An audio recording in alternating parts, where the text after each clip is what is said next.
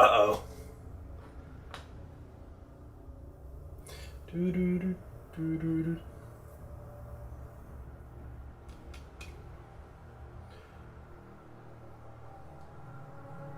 Alright, hello guys, welcome to another stream. I can already see in the comments that, yes, I'm late.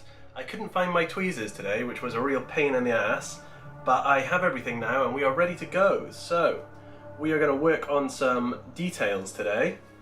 Oh, I just closed it.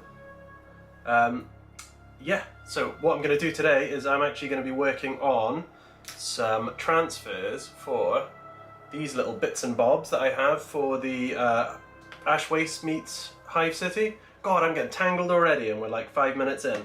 5 minutes in. Oh God, do you know what? It's a write-off again.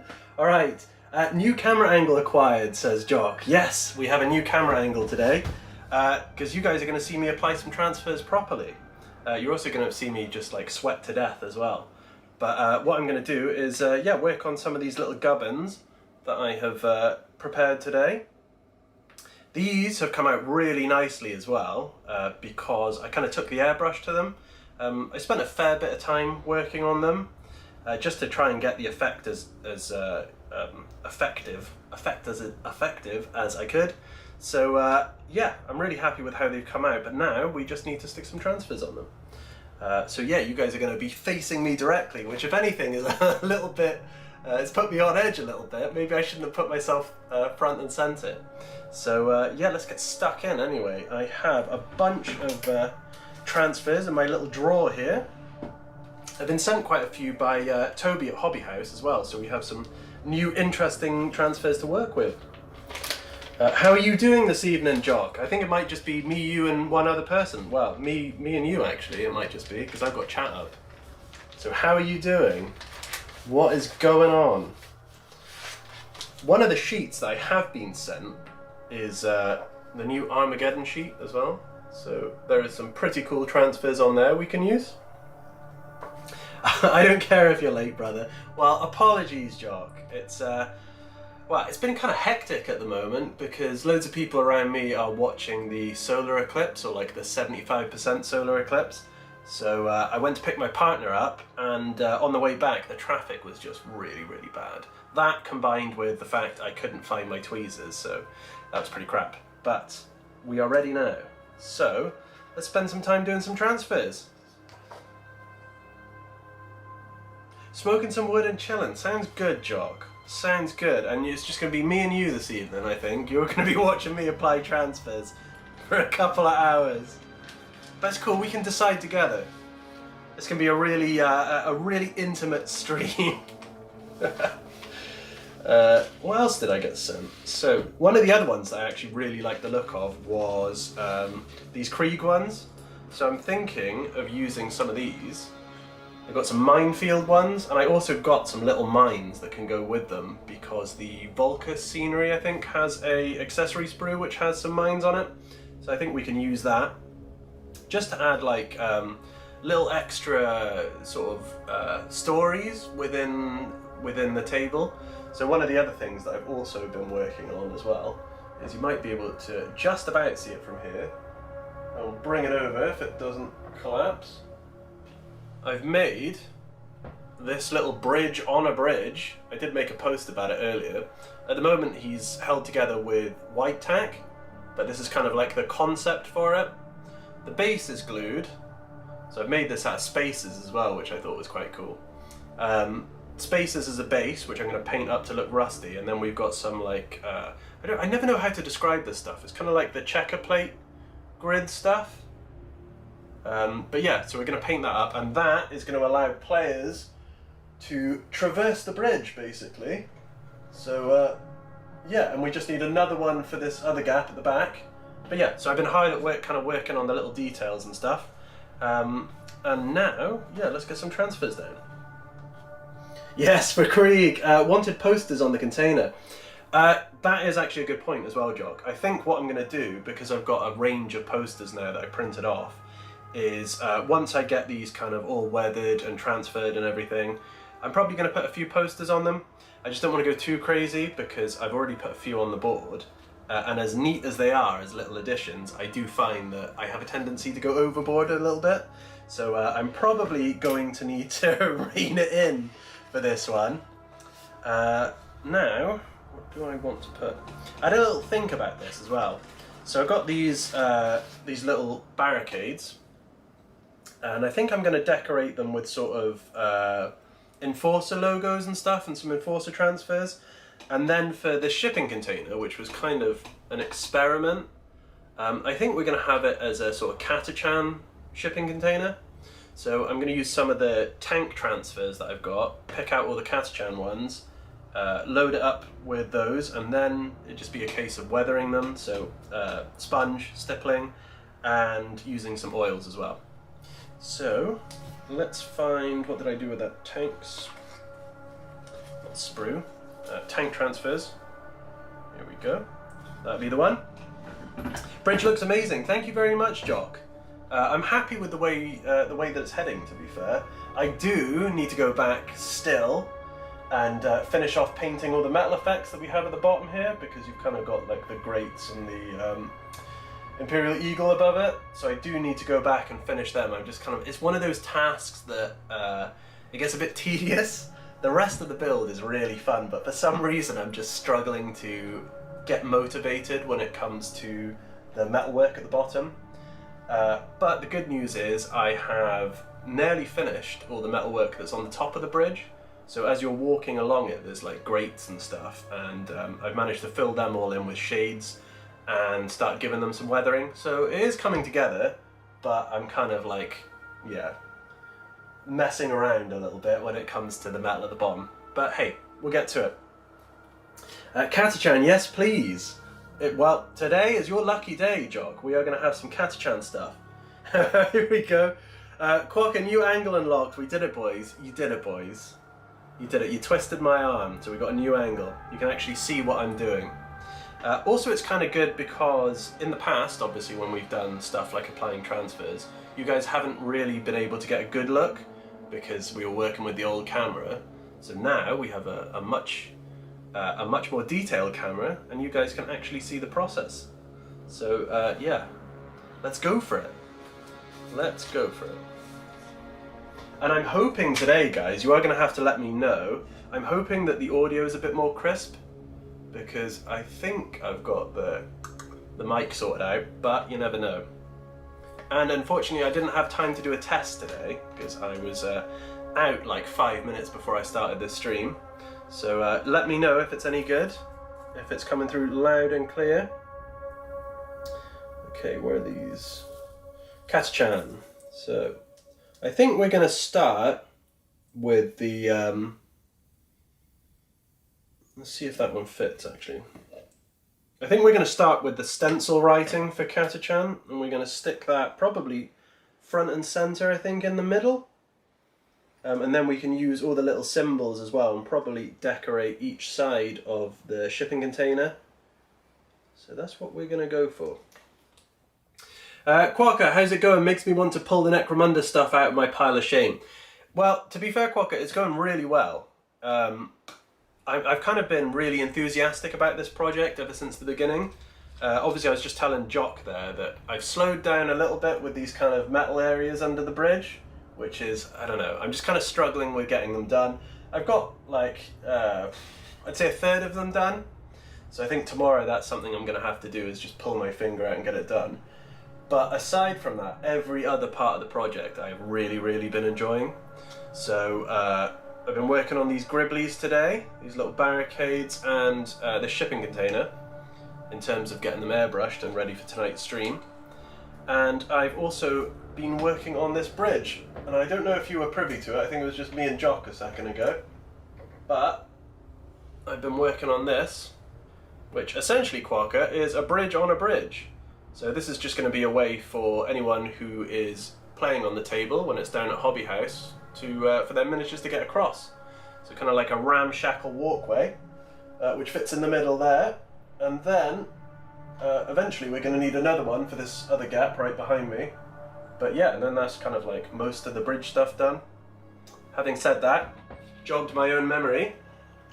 What do you guys think of this? Let's see if that detail comes up. Hopefully it'll focus in a sec. There we go. This is the effect I've chosen to go for our statues that are going to be on the pillars of the bridge. So I went for a kind of weathered verdigris style bronze, and we're going to have 8 of those on the pillars of the bridge. I painted one so far. The others are in the stages, different stages of being painted. So this one, as you can see, when he focuses in, gonna focus. Anyway, this one is just kind of verdigris on top of the undercoat, so it still needs to be dry brushed. But yeah, they're looking pretty good, and I just need to build four more. A couple are going to be broken as well, and I'm going to put like the broken bits down in the ash wastes just to kind of make it look a bit more interesting. So yeah, essentially it's full steam ahead here when it comes to the build, and yeah, really enjoying it. Thy Orange Banana, good evening. Happy Wednesday to you, Nihilus. Thank you very much, Thy Orange Banana. Welcome to the stream. How are you doing? Has everyone been watching the eclipse? Is everyone in a place where they can watch the eclipse? Surprisingly, it was something that I'm not really too fussed about. Not that it's not like a marvel in itself. It's just, I got no way of looking at it. I haven't got any of the glasses, and I didn't bother making like the cardboard box method, I think, the pinhole camera. So yeah, I haven't gone outside and seen it. Well, I've been outside, I just haven't looked directly at the sun. Oh yeah, verdigris. Yeah, Quokka. I thought that it would kind of suit the grey tones, I guess. It would be kind of complementary to it. So it wasn't my original idea. My original idea was to kind of go for a gold, brassy kind of look. But after a little bit of experimentation, I felt like the bronze verdigris looked really good. So that's what we've gone for. But they're going to look much better when they're stuck on the bridge. So I will show you guys when that is done. Doing well, just got back from my Mai Tai session. So you're ready to chill now, Thy Orange Banana. You've done your workout and now you're ready to chill and watch some Warhammer related content. Specifically Necromunda. Okay, let's get this.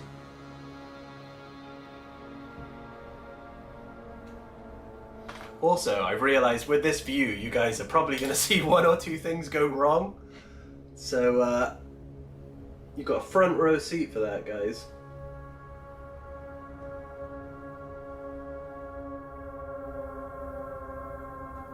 Probably should have checked that this would fit nice and tidy before I applied it, but hey. Okay, I'm sure it'll flatten down.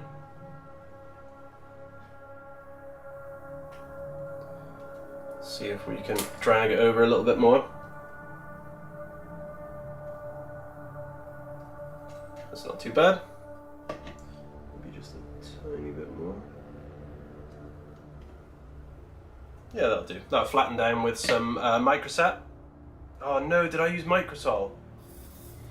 I can't remember which one I opened. I think I used the microset, didn't I? Microset, then microsol. Make sure you get that right, otherwise it's going to cause you problems. In fact, look, I'm going to rewind my own. It was microset. Oh god, imagine if I got that wrong. The problem is the microsol obviously goes on after your microset is dry, and it just like kind of weakens the transfer just so it adheres nice and flush. So that could have been catastrophic. Brand new angle and catastrophic start. What do we have? Watch the eclipse on Euronews, it's all live all the time. I think I am, Jock. I think I'm going to go back and watch some other people's videos on it. Because I wasn't too... It's not that I wasn't bothered, because I do think it is extremely interesting, but it's just I've got so much to do at the moment that I don't really have time to mess around with it. But yeah, I'll probably watch some clips online and not have to burn my eyes out. Thy Orange Banana, very much so. Lovely and relaxing whilst eating dinner. Awesome. Well, hopefully this is going to be a nice and relaxing stream. I feel like I'm a little bit on edge today just because I've got the camera right in my face and you guys can see exactly what it is I'm doing, so I feel like there's a little bit more pressure today, but I'm sure we will be able to push past that as we always do. So let's use some of these little icons for Catachan as well. May as well show you guys as I'm applying it. But that's just going to be front and center, and then we'll put some of the little icons either side and probably some warning symbols, because you imagine that anything coming out of Catachan probably isn't going to be good. It's probably going to be something dangerous, so I think we'll stick some warning symbols on there as well. Quarker, you posted the finished red on Discord. I haven't looked yet, Quarker, but I will have a look after the stream. I noticed you've done a very good job the other day getting that blue down. So I bet you're glad you took the time to do it. That's another model done.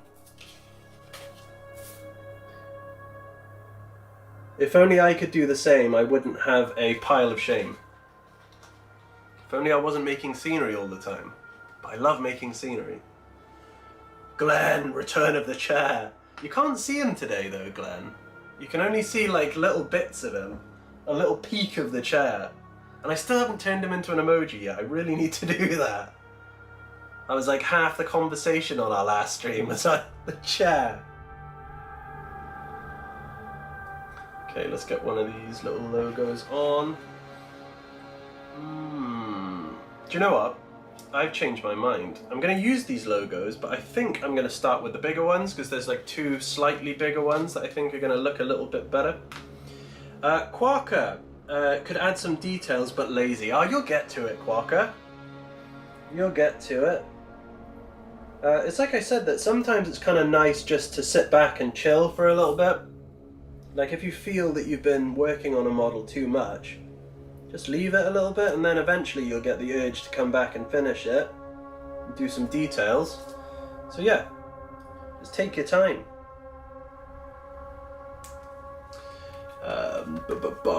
All hail the chair. The chair is going to be used, a heavily used icon, I reckon, when I put it in the Discord.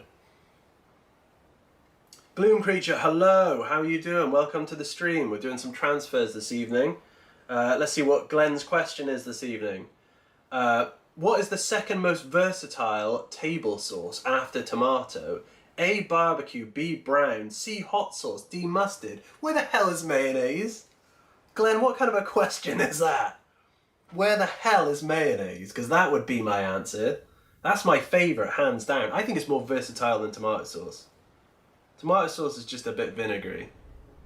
It's not really my choice of sauce. But if I had to choose from your selection there, which one do I use though? I don't really use hot sauce because I'm not very good with chilies at all. I love the taste of them, but I'm not very good with them, if you know what I mean. I would probably say barbecue sauce, I think. I like barbecue sauce. Like a burger with barbecue sauce is good. Need to upgrade the chair, brother. No, Jock. The chair is fantastic. Honestly. It's like I said before, it's easy, because I can fold it up and put it away. It doesn't get in the way. It's not like one of those big spinny streamer chairs. It does the job I need it to. Okay. Be good if I was holding this knife the right way around. I'll tell you what though, I have been having a lot of fun using my airbrush today. And I definitely feel like the more I'm using it, the better I'm getting at it. I know that's kind of probably a given most of the time. The more you do something, the better you get at it. But just the kind of effect that I managed to achieve with the yellow today. There we go. The kind of gradual fade to the darker tone I was really happy with, so it's definitely going to be something that moving forward I use on a lot of our terrain. What is the weirdest thing you've eaten with mayonnaise? Damn, Glenn, that is a weird question. That is a weird question. I'm trying to think. What is... Probably... Oh no, I know. What is it? sausage, bean and cheese melt from Greg's. That with mayonnaise. That's kind of like one of my favourites as well. I have mayonnaise with a lot of pasty stuff, which is probably blasphemy for some of you, but I love it. I feel like most meals have some form of mayonnaise. Jock is just, what? What are you doing? Yeah, I like it. I like pastries with mayonnaise. The only thing I probably wouldn't eat with mayonnaise is a roast dinner. I think for a roast dinner you've got to have a bit of mustard. So yeah, that would be blasphemy. Let's get another one of these matching symbols. So I'll just keep you guys in the loop as I'm doing things. This is kind of what we're going for at the moment. I'm going to put a matching symbol on the other side.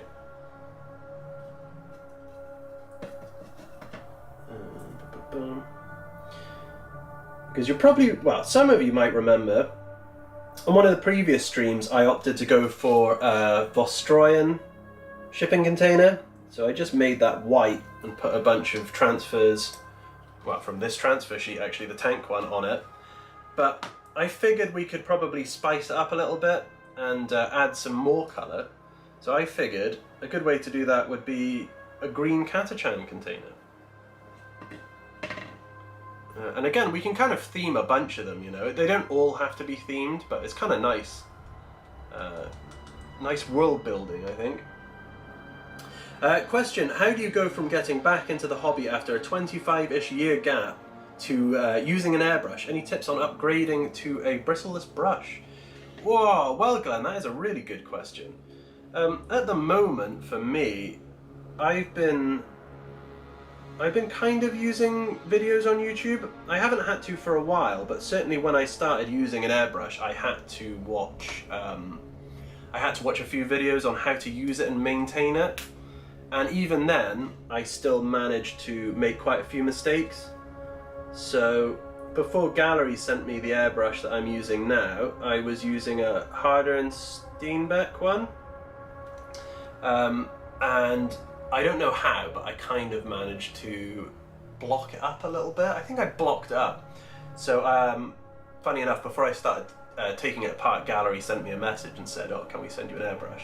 So I've kind of been using that one ever since, because I don't have to sort out the other one now. And I've been taking like really good care of it and making sure I clean it after every use, and I clean it quite well each time now. And I think the most important thing for me has probably been like trigger control. So that's enabled me to you know, get the kind of effect that I have on the barricades. So yeah, you just gotta, you know, in answer to your question, you've just got to do it at your own pace, I think, Glenn. Just bit by bit. You don't need to go out there and buy the most expensive kit.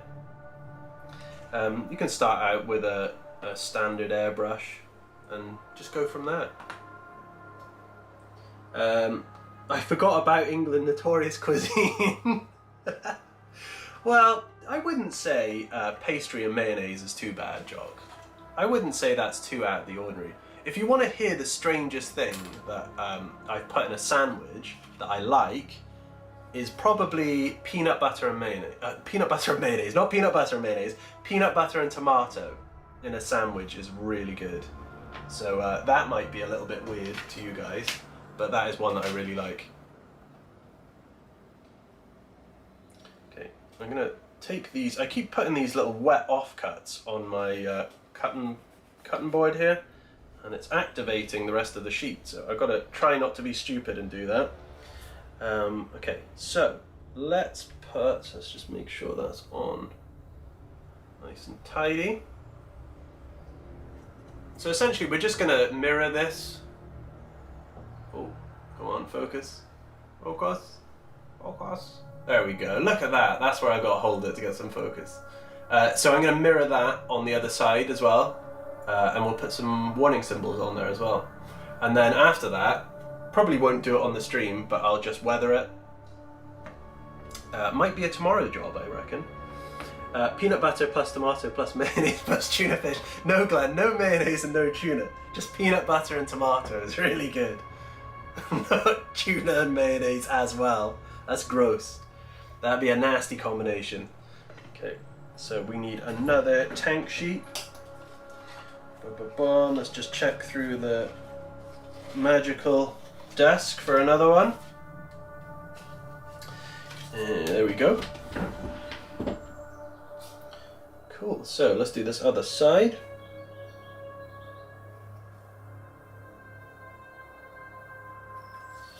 It would happen that not after a little break, I guess, but I didn't stream on Sunday, and it would be that this week is just the temperature has gone up again.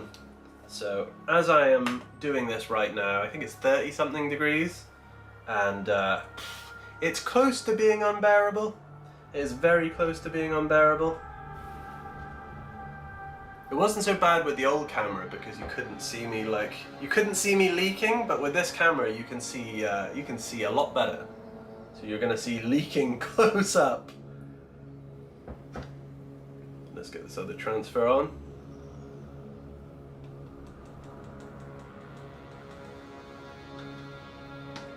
I don't know if I told you guys, but one of the other things that I do have to do is I've kind of opted to make the top of the bridge a little bit more messy.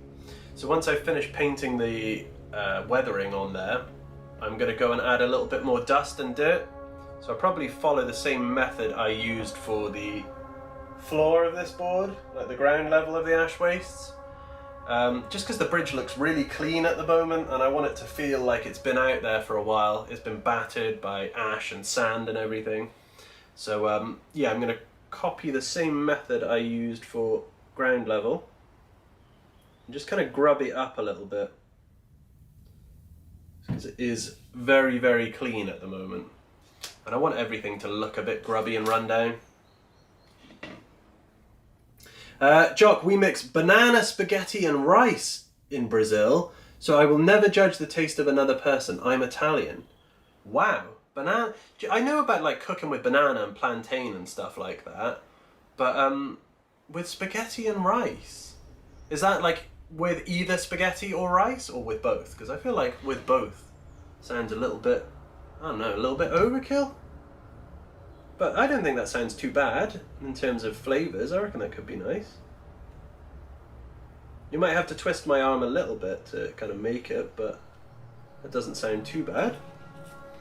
Okay. You can tell I'm sweating because the transfer sheet is sticking to me. Okay.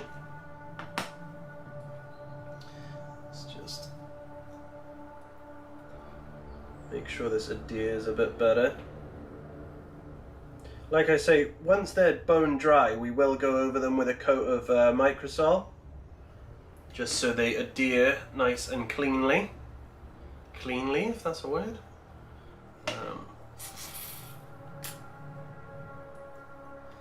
The only issue I have from time to time is just making sure that each transfer is dead straight. Otherwise it's just going to really, really annoy me. Okay, so that's looking pretty good. Let's get another few symbols on there.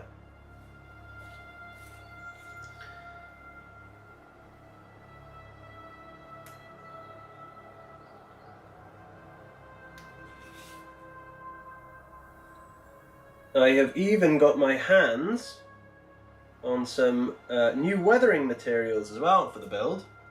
So I don't know if any of you guys seen my post on Instagram. For those of you who have Instagram, Toby has kindly sent me some weathering powders and some rust streaks. So I'll give you guys a little look at what I got here. Because some of these look quite interesting. Two of them I have been kind of eyeballing for a while, and this is a perfect excuse to use them because they're the same kind of tones. So one of them was City Dirt from AK Interactive, which is kind of greyish, lightish grey dusty kind of pigment. So I'm thinking of using that. Then we also have European Earth, which I'm not really sure how to describe the colour of European Earth, because it's kind of like a really, really light browny grey. But I think that's going to be quite complementary. Then sienna soil. Quite a nice colour as well. I might have a little go on this board, but again, I don't want too many conflicting sort of tones. And then some rust streaks for our shipping containers. So yeah, lots of weathering stuff ready to go. We just need to get these little gribblies ready. Jock, I discovered so much fruits in Brazil, they look like demon fruits from One Piece. That sounds interesting. I like different fruits. I like a lot of fruit, but I don't buy it enough, I don't think. Like, I love passion fruit and all the citrus fruits and stuff like that, but just for some reason I don't buy it. It's really daft. But I'd like to try new fruits. New exotic fruit sounds interesting. Right, let's get one of these on. Glenn, looking forward to seeing the streaks. It's going to be a fairly new process for me, Glenn, to be fair. I think I should be able to do it because, again, I've been watching a few videos on how to apply them and how to get the best results.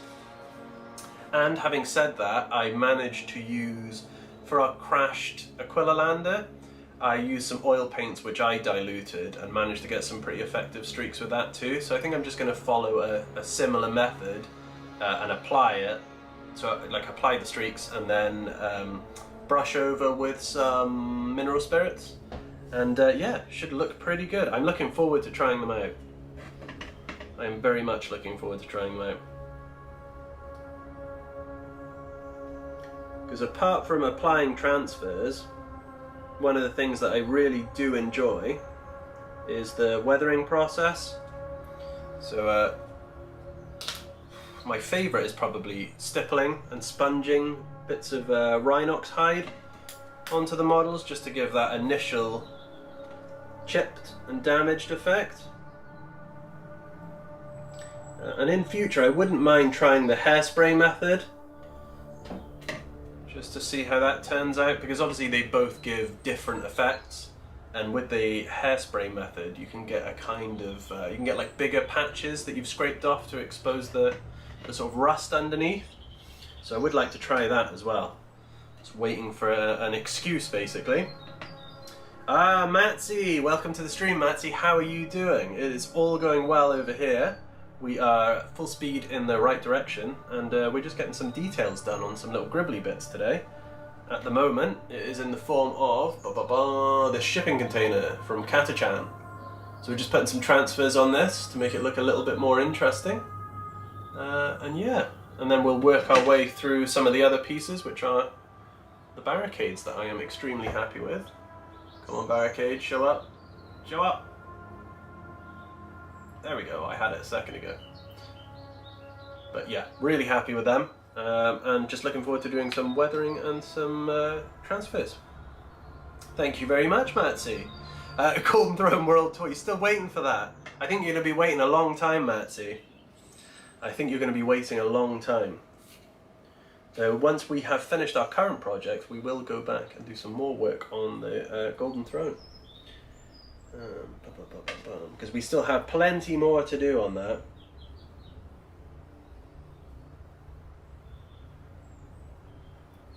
One of the benefits from working on another project though is kind of brushing up on certain styles and ways of working. So I think that when we do get back to the throne, for example, like airbrushing. My airbrushing skills have improved already.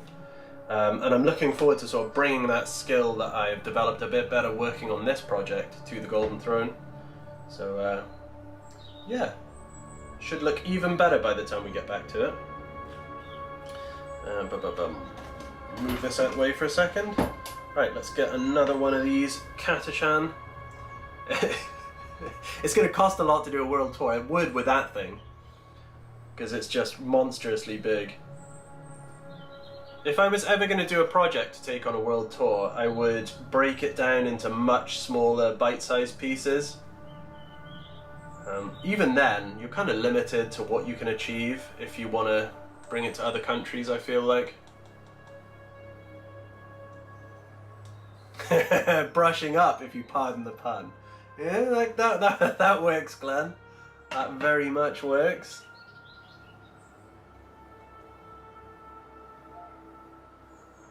Oh, good. So you've got an up close and personal look at my concentration face as well. How's that for streaming?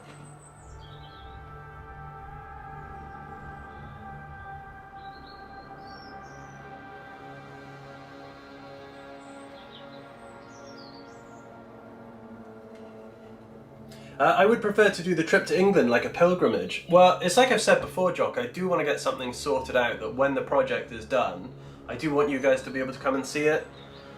So later down the line, we will definitely sort something out. It's going to require a little bit of organising logistics, I think, on my end. But I think it can be done. I think we can certainly work something out. And failing that, this piece, you know, one of 3 pieces that are going to make up this board for Hobby House. If you're ever in the UK and you're in Southampton, you can come down and check out my Ash Waste meets the Hive City build. Yeah, because that one is going to be available to come and look at and to come and play on as well, so you can bring your models too. Cool, so, alright, we have done, let's make sure I get this right, we've done both sides of our Catachan container. I think we're just going to put a few warning symbols on it now, and maybe like a little code or something, and then I'd say the job is a good one for that. Job's a good one. Ah, Toby, ahoy! Ahoy hoy, good sir. How are we doing this evening, Toby? How are we doing? I was just telling the guys about the weathering equipment, weathering materials you sent. Looking forward to using these. I've also, actually guys, been documenting the progress today. So since Steve has kindly provided us with a new camera, I've been documenting loads of the build today. I've been working on the statues, I've been working on the bridge on a bridge, I've been working on these little gribblies, barricades, shipping container. So just to string it all together for a long format video. So yeah, been very busy. Okay, what did I want? I'm distracting myself. I would like some danger. We need something that says danger. Now, what kind of danger? Are we thinking flame danger, or are we thinking skull danger, or shock danger? There's so many different dangers in the 41st millennium. Who would have thought? Let's see.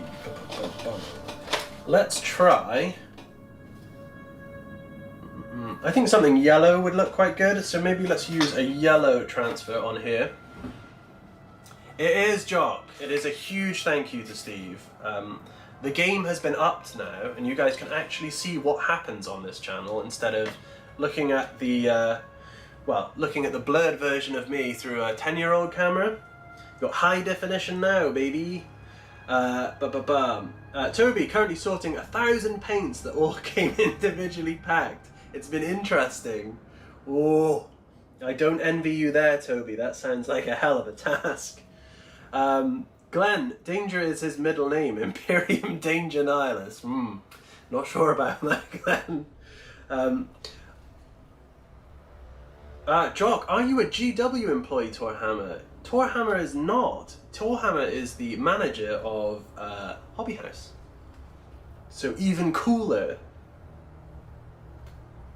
Toby is my, like Toby's my handler. Toby's my handler at Hobby House. No, Toby is my main point of contact at Hobby House, I'd say. Toby helps with any questions I might have, any requests for materials. Toby is the man.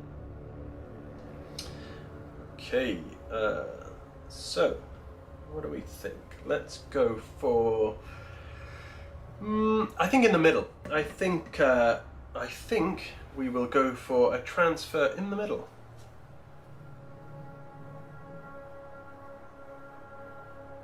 Toby, I used to work for Games Workshop. An ex-GW employee among us.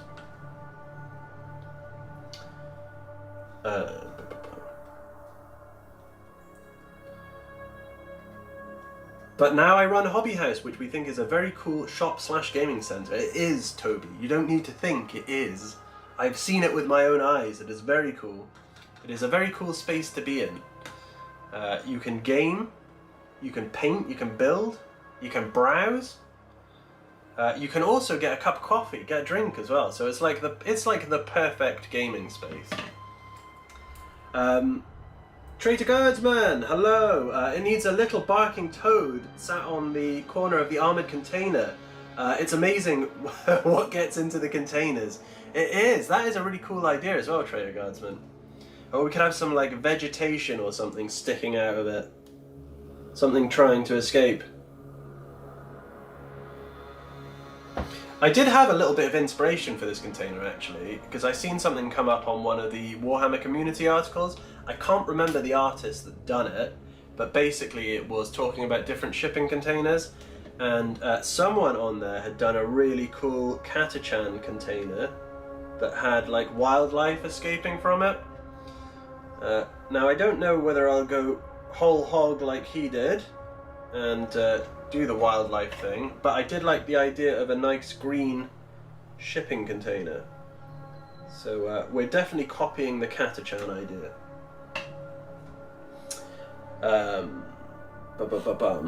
Need the merch link for Hobby House. Oh, Toby, is there a merch link?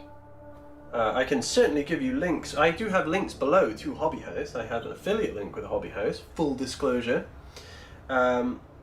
So feel free to check that out, Jock. But I'm not sure. You have to ask Toby whether there's merch. Where are the mods, Jock? Where are the mods? Chris isn't here this evening, I don't think.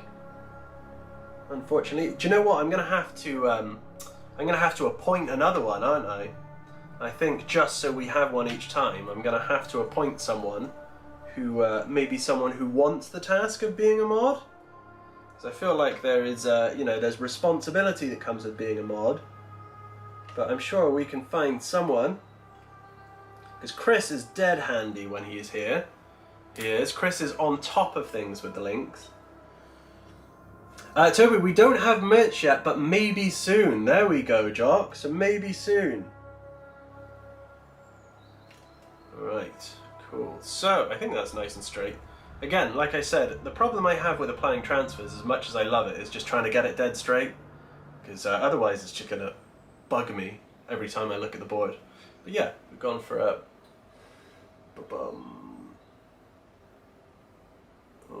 Oh. Maybe I need to block my face. There we go, that's what needs to happen. I just need to block my face with the shipping container and then all the details will come up. So yeah, that's what we're going with. Ah, Jock, Frag Eye maybe. Maybe if Frag Eye wants the responsibility. I feel like Frag Eye is a busy person at the moment with a developing gang, let's call it. But I'll put something on the Discord, because if one of you regulars wants to become a mod when I do the streams, we can sort that out. If you want to. And I've thrown off my my train of thought now, because I'm stupid. What was I going to do? I was going to put, that's it. I was going to put another danger symbol on the other side.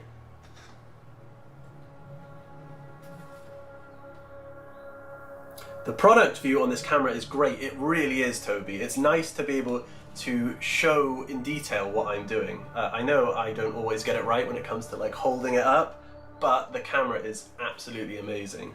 The detail is fantastic. It just blows the other one out of the water. Oh, Jock, I have a kid on the way. No time to be a mod. Too much responsibilities, but I will push the links and the channel as far as I can. I really appreciate that, Jock. I really do appreciate that. That's very kind of you. But I know, I'm sure we will be able to find someone who wants the responsibility.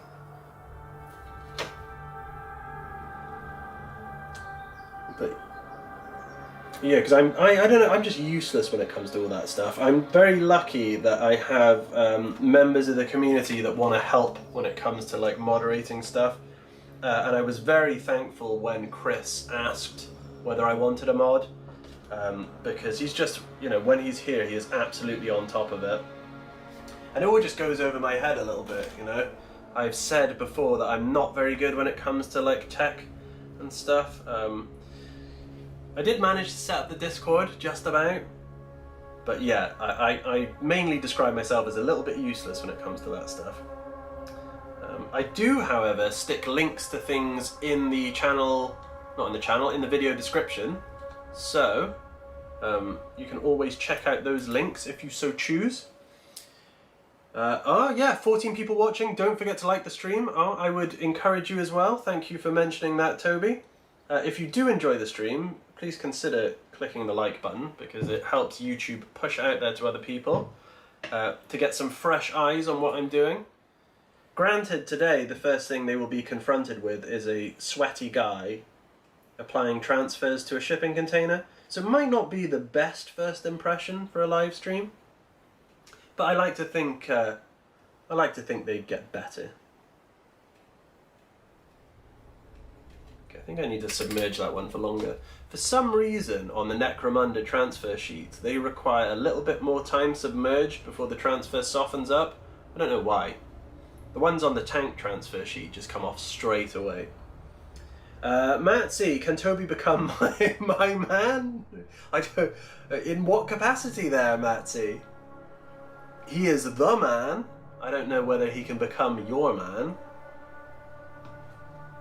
Alright, there we go, that's softened up. So, let's put that on. I really like these little danger transfers, as they're just quite a nice pop of yellow. Just to mix things up a little bit.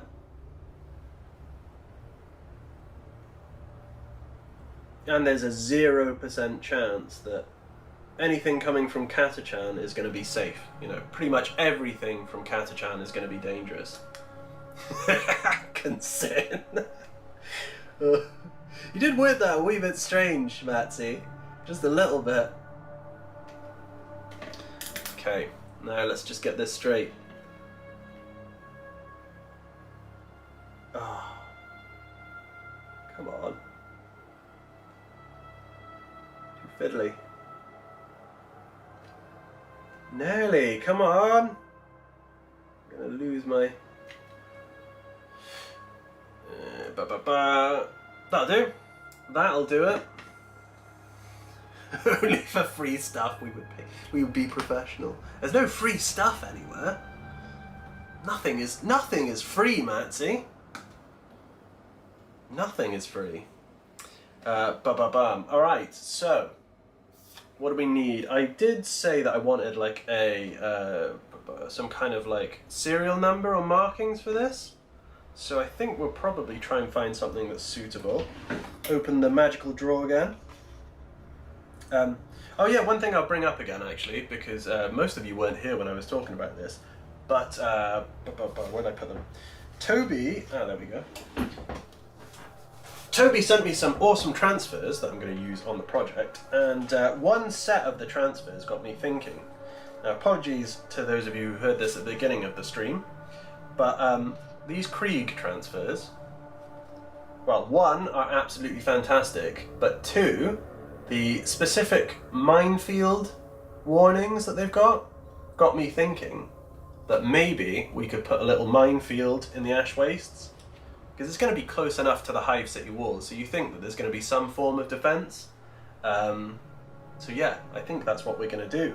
I got loads of little bits of plasticard, so I can kind of make a sign that's been knocked down, use the transfers, and then I'm going to use some little mines from the Vulcus terrain set.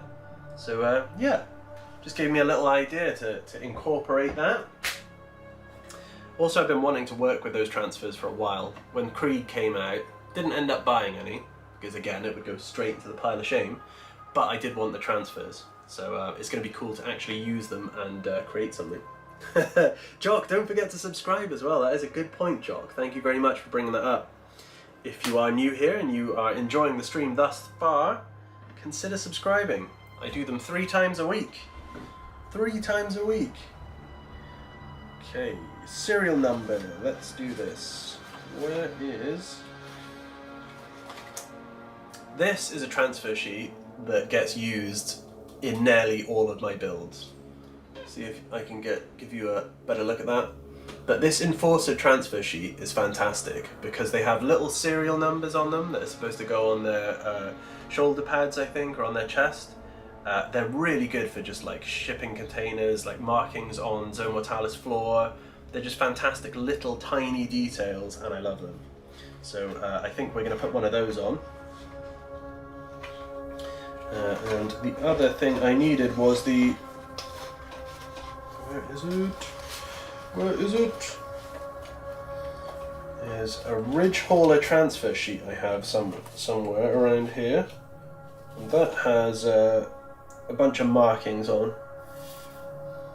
Ooh, having said that, numbers. We haven't put any numbers on it yet.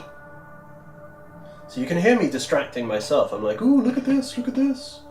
Yeah, let's do some numbers as well. Let's do some numbers. So I think we'll start with the little tiny serial number.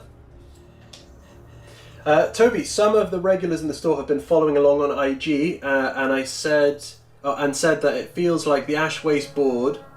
Sorry, it feels like this Ash Waste board also feels like it could be on Armageddon and bridge into Hades Hive. That's a good point, Toby. It can be. I don't think there's going to be any.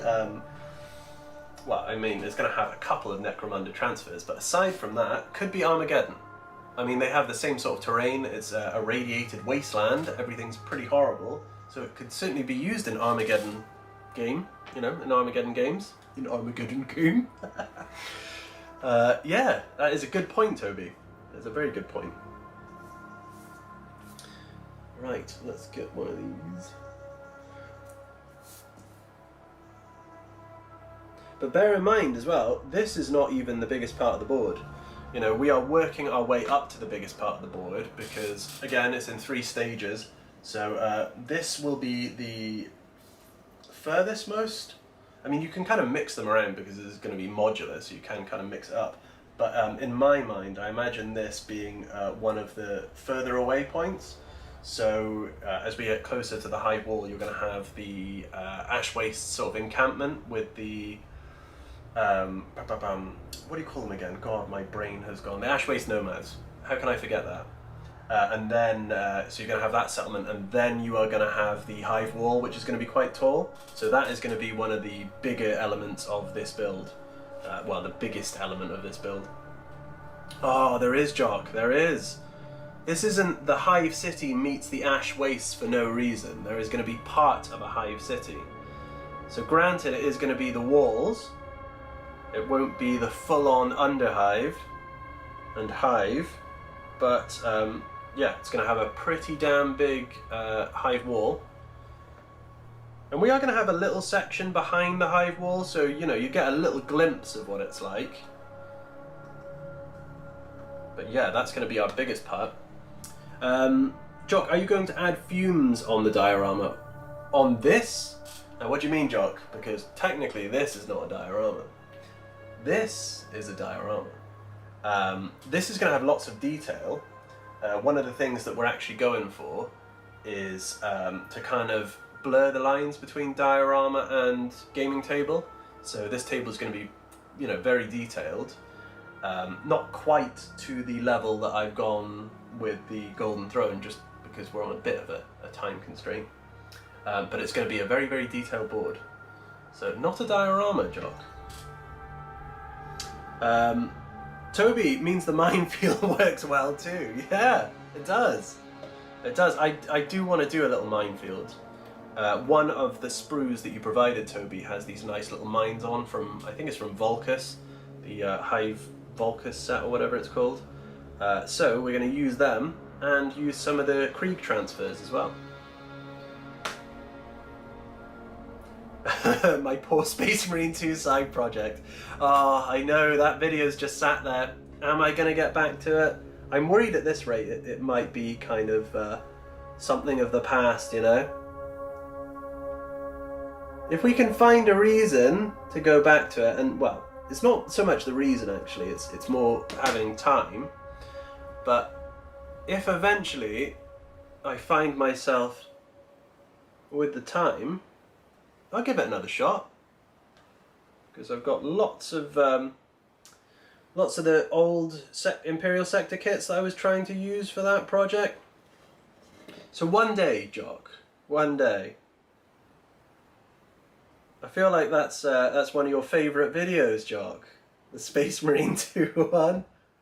A little distraction project. Now we have another little distraction project. Oh, and I stuttered because my transfer decided it was gonna go on the squiff. It's still on the wall. I know, I've hung it there. It's like a trophy. Hanging on the wall, waiting to be finished. One day. One day. Let's just see if we can straighten this up. So, I will I'll show you guys this in a second.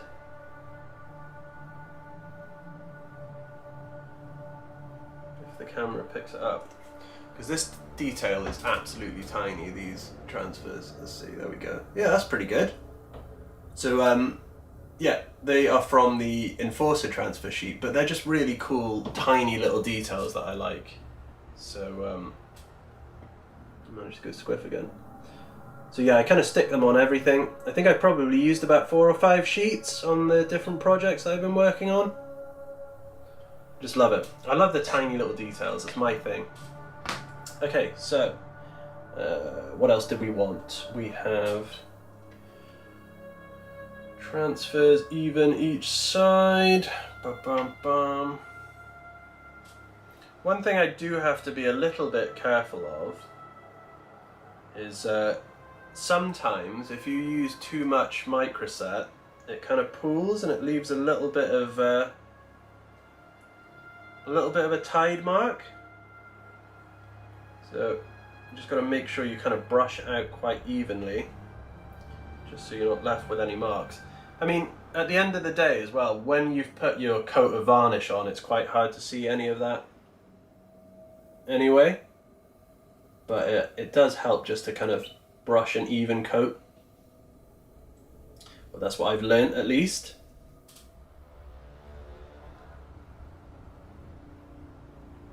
Cool. Okay, so, what did I want? We'll get another one for the other side, I think. Gloom Creature looks good. Thank you, Gloom Creature. We are definitely heading in the right direction with this project. We are. Just got to balance out all the little details. Quokka, well, I'm off to snooze. I've got a big day tomorrow. Well, thank you for stopping by, Quokka. It's good to see you again. Even if you are just stopping by for a little bit. I hope your day goes well tomorrow. And I'll see you soon. Okay, let's get this one on.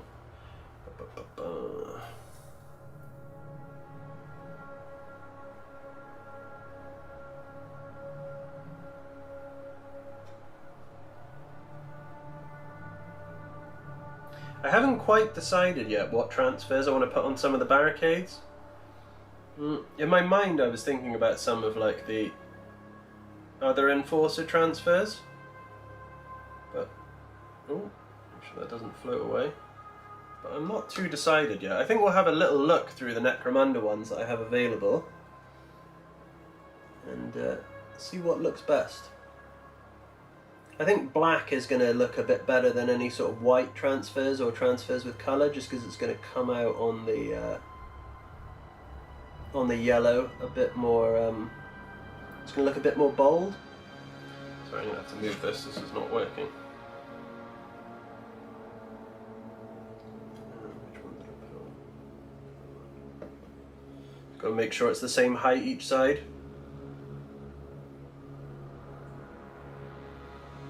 Otherwise yours truly is going to notice.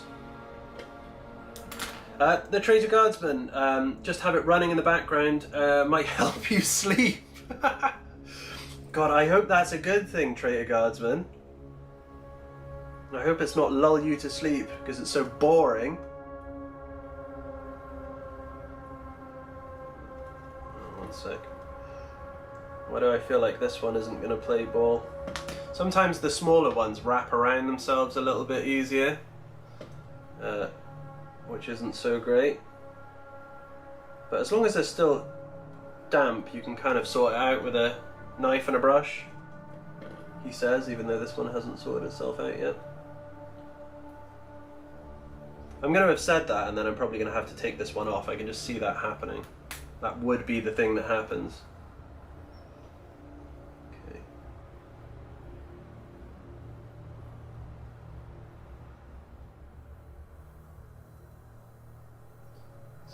Why are you getting caught?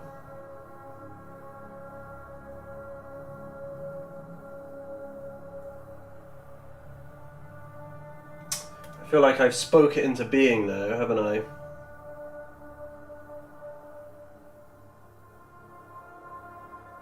This one's being particularly annoying. Oh, there we go. Alright, got there eventually.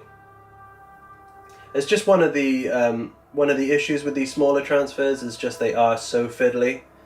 Obviously with the bigger ones they're a lot easier to work with because they don't tend to wrap around themselves. But we are there.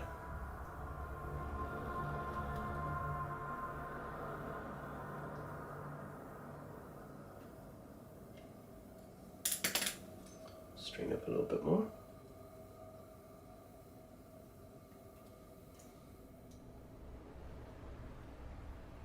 Alright, cool.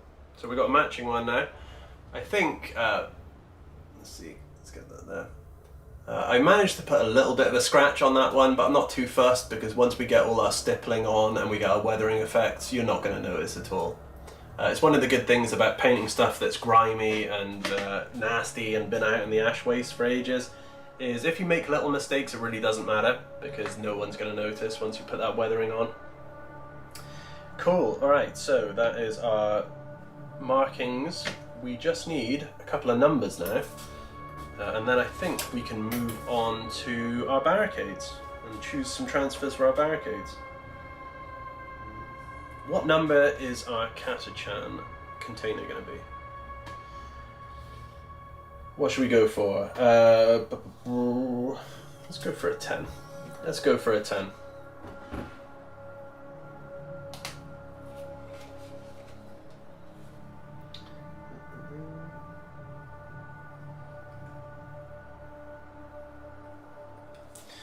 I have the whole day tomorrow to work on this project, so I think what I'm going to do is spend some time working on the bridge on the bridge, and I've got to make a second bridge on the bridge, so I think that's what I'm going to do with the day tomorrow. Well, hopefully more than that in just the day, because there's plenty more things to be working on in terms of this project. As we all know by now, this is just the first section. So still got to do another 2 sections.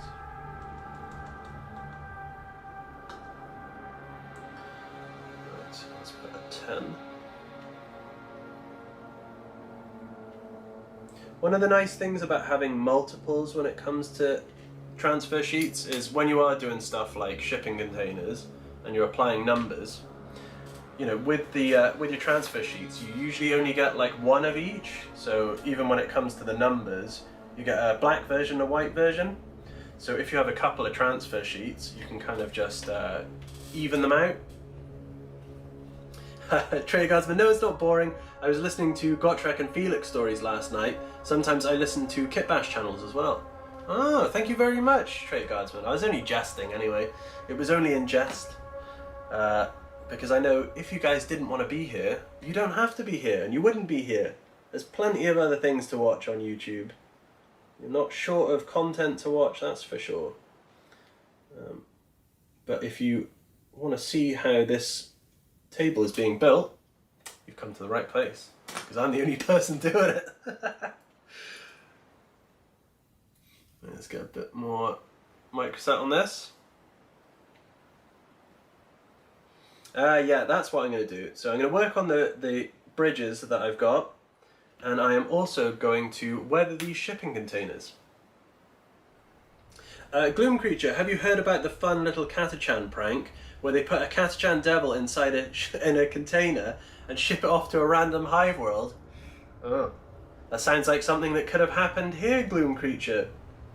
Some unfortunate ash waste nomads could stumble across this shipping container.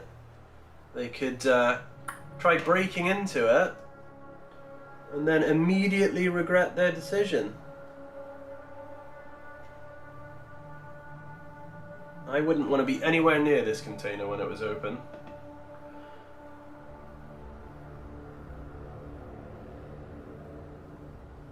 There we go. Number 10. Let's just find a matching transfer sheet so we can pillage the 10 from that. Jock, gotta go. See you later. See you later, Jock. Thank you for dropping by. I'm sure we will see you soon. Plenty more to do. Plenty more streams on the way. I feel like this is quite a concentration-heavy stream.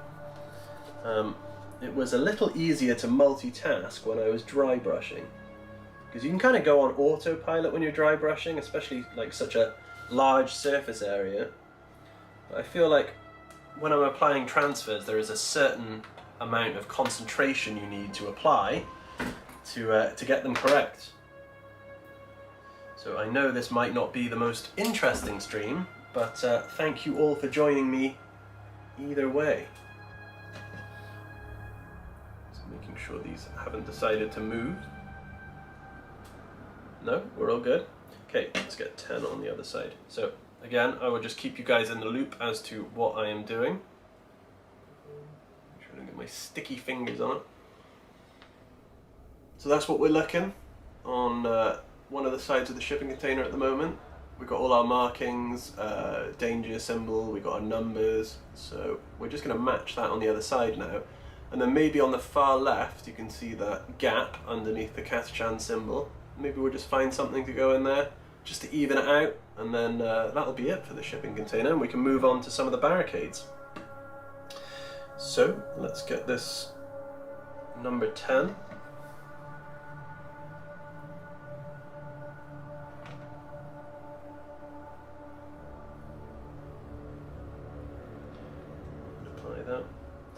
And of course, once they're all bone dry, we'll go over it with some microsol. Sorry, I always get them mixed up. Microsol, microset, microsol. Microsol is the second one. Yeah, and then what I've started doing now is I used to cover the miniatures with a coat of Munitorum varnish, but at the moment I'm finding that I just can't have any success with Munitorum varnish. It could be because of the summer weather and it's just so hot and humid all the time. Because I know it's very temperamental when it's warm, but also I find it to be temperamental when it's cooler as well. So what I've been doing now is I have been diluting some Storm Shield varnish and running it through the airbrush, just because I'm not having any problems with it when I apply the varnish that way. So that is the method I am going to continue to use moving forward. And just a bit of advice to any of you that choose to use Munitorum varnish: just be very careful, especially if you've spent a lot of time painting a miniature, because as I said, it can be temperamental. And the thing is, you can follow all the instructions, you can shake the can for 10 minutes, 15 minutes, but if the temperature outside is not right, you are gonna wreck the model.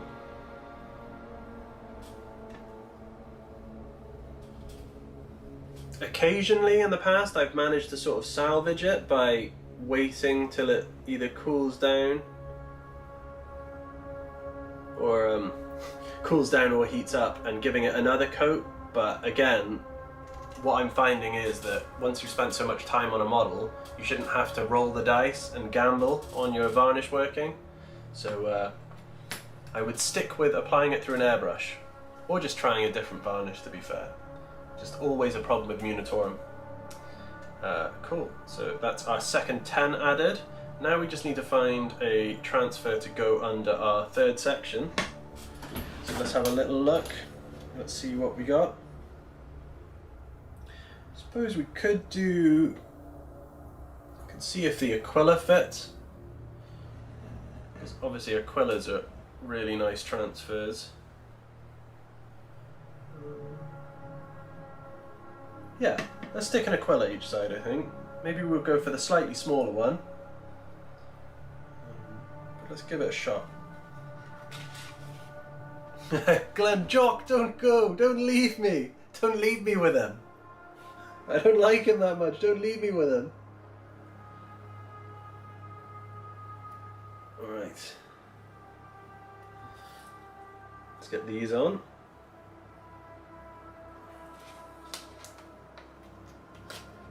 What is everyone else working on this evening? Are you guys doing any hobby?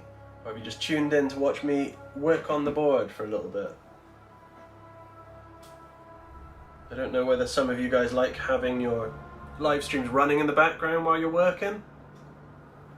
It used to be something that I'd occasionally do way back when I got back into the hobby, is just have a live stream going on in the background while I'm working. It's kind of the vibe I want to go for with these live streams, really, is just kind of like a hobby hangout sort of thing. Oh, that's already popped off the paper.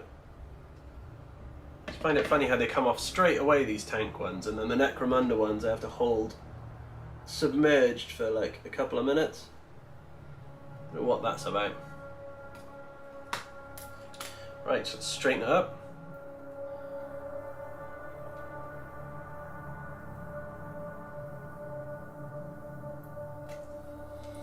Gloom Creature, taking a break from my Munda gang and painting an old school Ministorum priest. Is that one of the metal ones, Gloom Creature? I feel like the metal ones have so much character to them. They used to be my favourite kind of models, all the like Ecclesiarchy kind of models and Ministorum models. The new ones are fantastic though, I do like the new ones too. Especially the, is it the Sanctifiers kill team? Very nice parts in that. Perfect for kit bashing. Especially if you're doing anything Necromunda related, it's a good kit to get hold of. Just because all the parts are really cool. Glenn, I've just bought some Army Painter Umber paints. We'll use them for both mummies, in brackets darker brown and yellow, and blonde hair. Hashtag versatile. That is cool. That is very cool, Glenn. I haven't actually tried out any Army Painter paints yet. So maybe that's something I should give a go in the future.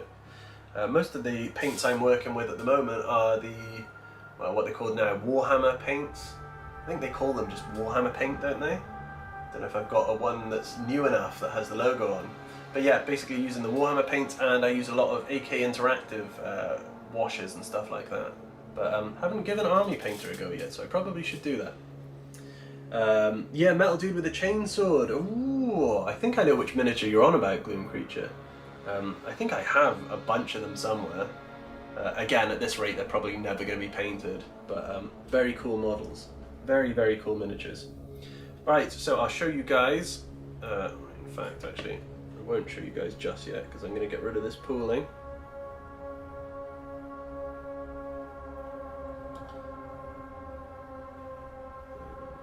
There we go.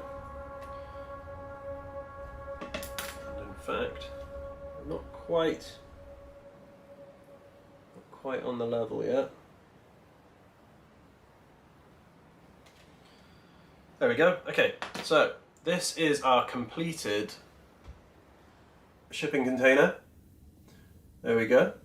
I just need to apply the Aquila on the other side now, and that's what we're going to have, basically. That's how he's going to look. I will need to come in with the weathering, just to make him look adequately grubby, but that's us done in terms of transfers for him. Let's get this other one.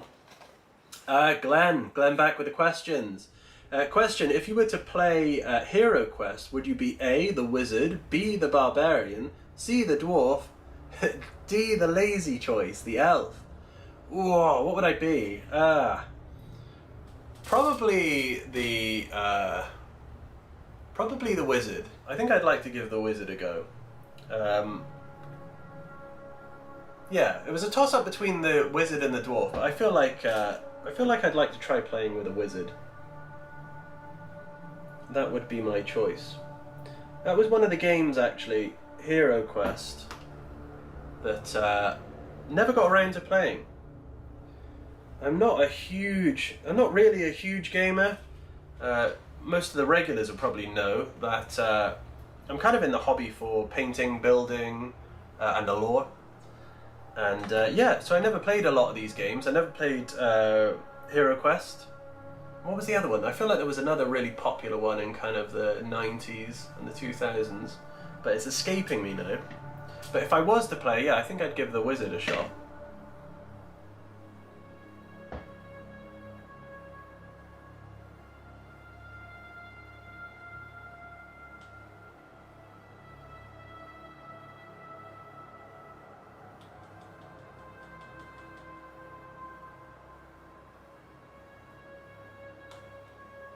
Right, let's see. Space Crusade! That was it, Glenn. Space Crusade. I don't know how I forgot about that one, but that was the one. Yeah, so I never played either of those, unfortunately.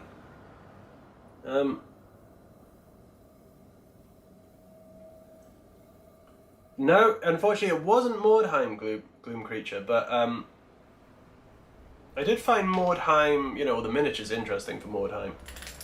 The only thing I've played way back when was 3rd edition of 40k, so we're talking a long time ago, and I can't remember anything about how to play, so yeah. Maybe someone's going to have to teach me at some point, but at the moment I just feel like time does not particularly permit me to play games. It's because when I have got free time, I tend to be working on scenery. It's my pastime. Question, another question. Would you be A, Ultramarines, B, Blood Angels, C, Imperial Fists, D, the super amazing cool Salamanders? Well, I can guess who you would gravitate towards, Glenn. I feel like, judging by the way that question was worded, that I could take a guess at who you'd want to be.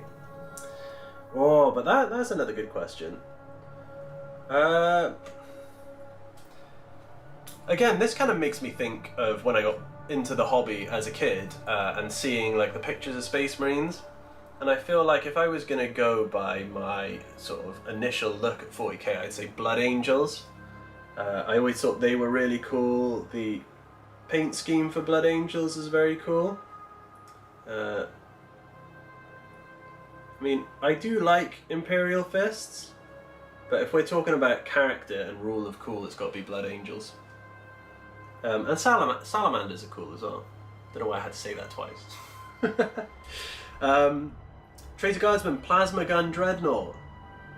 Which faction is that for? Painting my Emperor's Children, says Matsy. Some heresy being committed on stream. The Orange Banana, Blood Angels. See, I feel like Blood Angels is going to be probably the most common choice. I want to say that, just because they look so cool. Glenn, I pulled out of the hobby. I pulled out of the hobby before Mordheim. Coming back 25 years later. It's the perfect game. Go Dwarf Treasure Hunters. It's funny because I've heard that from a few people, Glenn. I got another couple of friends who play Mordheim. And again, they're kind of in a similar situation, like people who got back into the hobby, and it seems to be quite I don't want to say easy, but it seems like it's very fun from what I've been told to play. So yeah, I can kind of understand people getting back into the hobby and going to that.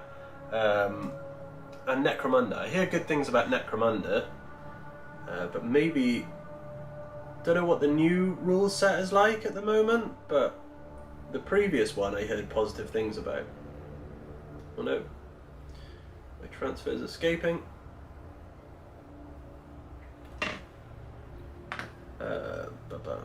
Cool. I think we're nearly there now. And then we can have a little look at these barricades.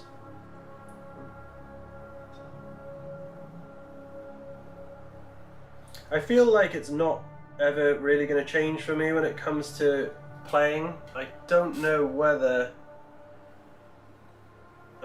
I see myself playing Warhammer again. Obviously, if I'm ever in a situation where I have a little bit more free time, it could become a possibility. But for the time being, there just isn't the time. And especially painting and building an army. You know, it's the effort it takes to do that. And as much as I like it and would like to do it, you know, all boils down to time. Cool, so I will show you guys the completed side, even though it's the same as the previous side I showed you. Let's cover my face to get those details, but yeah, that's how we're looking. So we can call him done now, and then he can be in the lineup for tomorrow's weathering conveyor belt, we'll call it, because I think I'm going to have like a factory style thing going on and just start weathering one piece of scenery after another. Okay, let's go to barricades. Now, what kind of stuff shall I put on the barricades? What do we have in the transfer department? Quite a few of these Necromunda ones. I might have a look at Custodes. Don't need the Custodes ones. Necromunda Underhive graffiti transfer sheet. Let's have a look at what's on that. I don't think I even touched this one yet. I haven't. Managed to snag this one on eBay a while back. But some of these might be suitable. What do we think? What do we think of this? The Necromunda transfer sheets are really, really cool. It's just a shame that they're out of production now, and they would only ever be in production for like a week each time. So you had to get them before they were gone. Gloom Creature, need to see how differently the game plays out. Yeah, what, for Necromunda? Oh yeah, here we go, sorry, forgot to read this one. We haven't played the new edition yet, but at least in my group we feel positive about the new Necromunda rules. Well, that's good, Gloom Creature. Obviously, you know, you want it to be a fun game, don't you? Like, I want it to be fun for people who play it. I don't want it to get worse. Glenn, I'm worried about Blood Bowl 3 new rules. I love Blood Bowl 2 and I fear change. I think lots of people fear change, Glenn. Because Warhammer changes quite often, doesn't it? Like 40k rules change and Horus Heresy rules change. So, I don't know, like, are they interesting to play at the moment, or have they got worse? Alright, so what should I use from this now? Thing is, this is a very cool transfer sheet, but there's not actually many transfers on there that are the right size for what I need. So I think we might actually have to take a bit of a pass on that one. Put them back in the envelope. Okay, so let's try. In fact, a lot of these are a little bit too big. I kind of envisioned when I was painting up these barricades that some of these blank sections were a little bit bigger than they actually are, but in reality they're actually quite small. Let's see. Well, I could use these transfers, which are quite cool, and I think they might actually work out. Is if you see the yellow enforcer transfers with the kind of portcullis and the skull, I think we could use a few of them and they might look quite good, so let's give it a shot. Why not? Why not? And they look to be just about the right size as well. Glenn, question, have you had any nightmares when dealing with people on eBay? Oh, Glenn. Glenn. I think I've got a few instances. Most of the time I feel like people are quite good, but one sort of occasion in particular that sticks out to me is about 3 or 4 years ago I ordered a bunch of models that they're kind of like we were on about earlier in the stream. They were kind of Munitorum models, and there was some of the Death Cult Assassins. You remember those when they were in metal?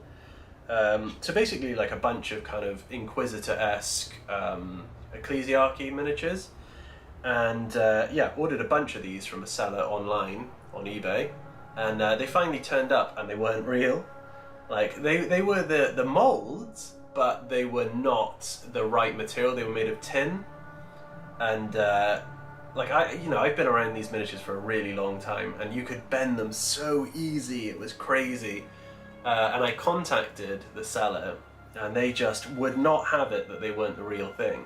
But if you looked at their listings, you could see they had so many of each model, like quite a lot. You're talking about 10 plus copies of each model.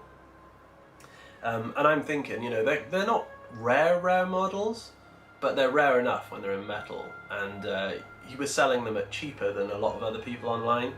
So, you know, you put 2 and 2 together, you get 4. But eventually managed to get a refund, but it was just the fact that he wasn't having it, you know, and you could hide behind anonymity and just make fake miniatures and fool some people.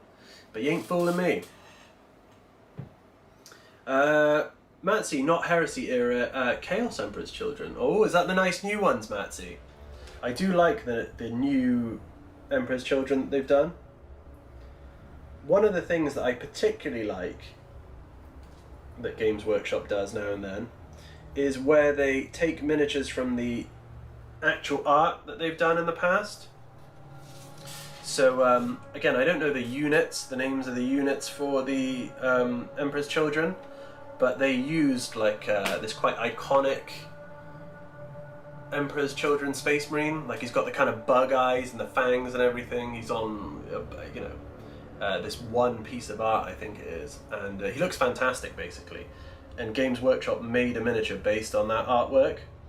Similar to what they'd done with the Black Templars when they took John Blanche's artwork and they made the, what did they call it, the Castellan? I just think that's really cool, and I'd like to see more of that. So, pink and black, can't go wrong with that colour palette. It would be something I'd like to paint at some point. Maybe just paint up a single Emperor's Children model. Okay, so put that away for the time being and get this stuck to our barricade.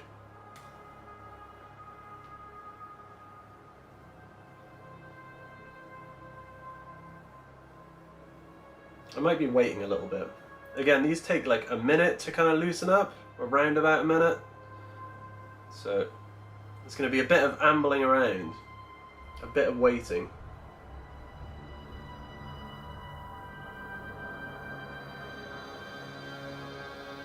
I did figure out a way to tie in these, which is quite good though. So you can get the texture paints from Warhammer, and I think one of them is Armageddon Dunes, potentially. I do have one somewhere, but what I'm going to do is when I stick these to the table, obviously they're going to look a little bit out of place if they're not kind of tied in with some rubble and some dust. So what I'm going to do is use some Armageddon Dunes and paint it around the bottom, because it's a textured paint. I can give it a little bit of a dry brush and again stick some pigment powder in it, and it just means that these little gribblies will look better when they're stuck to the board, and they'll kind of look like they belong and not like they were placed there. So I think that's what we're going to opt for. Okay, let's get this first transfer on if he's ready to move. He is. That is good news. We'll go slap bang in the middle. And surprisingly, I think that actually looks quite good. I was a little bit worried about how the yellow would look with a yellow background, but because we have the black outline, it actually quite suits. So let's just get it straight.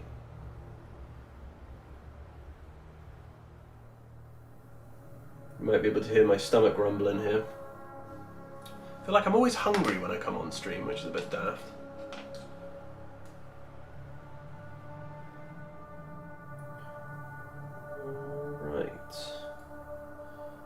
Here we go. See if I can get this to focus. There we go. Don't know if you guys can see that. But yeah, so it's the yellow icon on the yellow barricade, but I think it looks pretty good. I am surprised. I wouldn't have chosen that in my head, to be fair.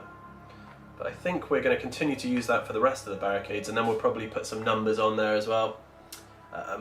One of the other things I'm thinking of doing is if I bring the bridge back,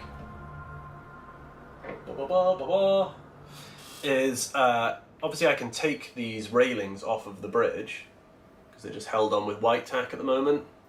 So I think what I'm going to do is take them off and follow a similar style to what I've done with these barricades, because then in terms of like storytelling, it kind of makes sense that maybe the enforcers came out of the Hive City walls, they put the barricades down, and they built this makeshift bridge to get across.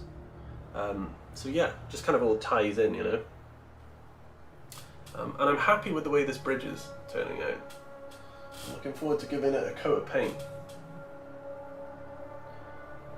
I'm actually going to try a new method of rust for it, because recently I've been relying on dirty down rust, which I do swear by in terms of how it looks. It's fantastic. But for this walkway, what I'm going to do is I'm going to start with a brown as a base coat, then I'm going to dry brush some black, and then dry brush some kind of lead belcher on top, just to get a kind of rusty effect. And it also, you know, it doesn't hurt to mix up the styles of rust, just so everything looks a little bit different. Gloom Creature, that works very nice. Thank you, Gloom Creature. Glenn, try not to think about a delicious sausage roll and mayonnaise. I try not to, Glenn, but it's very hard at the moment. I've got to start eating before I come on streams. I'm not very good at preparing.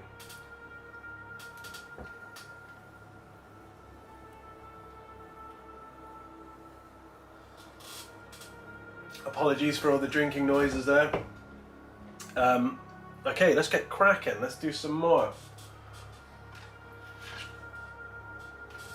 Let's get another one of these smaller ones. For those of you, well, if there is any of you watching at the moment, based on in the UK, I'm looking forward to, when this table is done, just being able to catch up with some of you guys and show you it firsthand. Because obviously when you are there in the flesh, you can observe all the little details that you might not be able to see through the camera lens. So I'm looking forward to showing you guys, and we're going to do an event. I know I've probably mentioned this a few times now, but we're going to be doing an actual event at Hobby House, so I will be there to answer your questions and you know, do a little bit of a talk about the board and the ideas behind it. Some of you might have heard most of them, you know, if you tune into these streams regularly, but for those who haven't, we're going to have a little talk about the board. Gloom Creature. Gonna get some dinner now, but I'll be back to watch more of the stream later. See ya. See you later, Gloom Creature. Did I get you with the hunger thing there? Because I'm sat here with my stomach grumbling. You're like, oh, that's a good idea. I better get some food too. Definitely gonna have to do that after the stream. Get something to eat. Right. So let's see if you are ready to move. I also haven't quite decided yet whether I want to pick out some of the,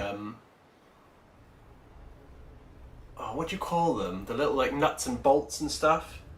Because I was thinking of painting them in like a lead belcher and then giving it a wash, but I haven't really decided yet. See what I feel like tomorrow. Matsy, yes, the bug-eyed Slanesh Marine on the Flawless Blade kit, that's the one. Yeah, I do like him a lot, Matsy. I think in terms of like rule of cool models, he is a very cool model.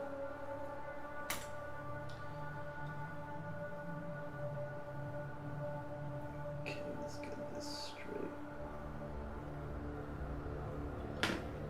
Just gotta remember to make sure I coat the whole panel. Like I said, if I don't, just has a little bit of a tendency to leave some tide marks when it dries. I'll just do that.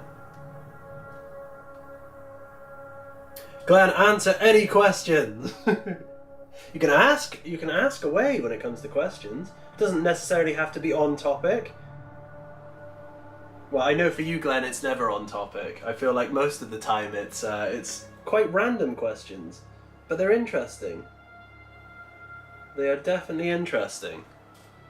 And I know that it's shocked a few of you guys that I eat pastries with mayonnaise.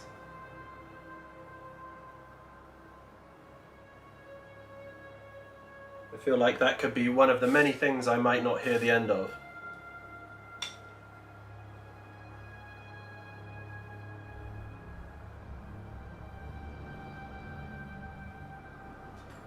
There we go.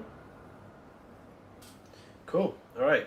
That's the two bigger ones done. Let's get some of these little small ones done, and then we can go back.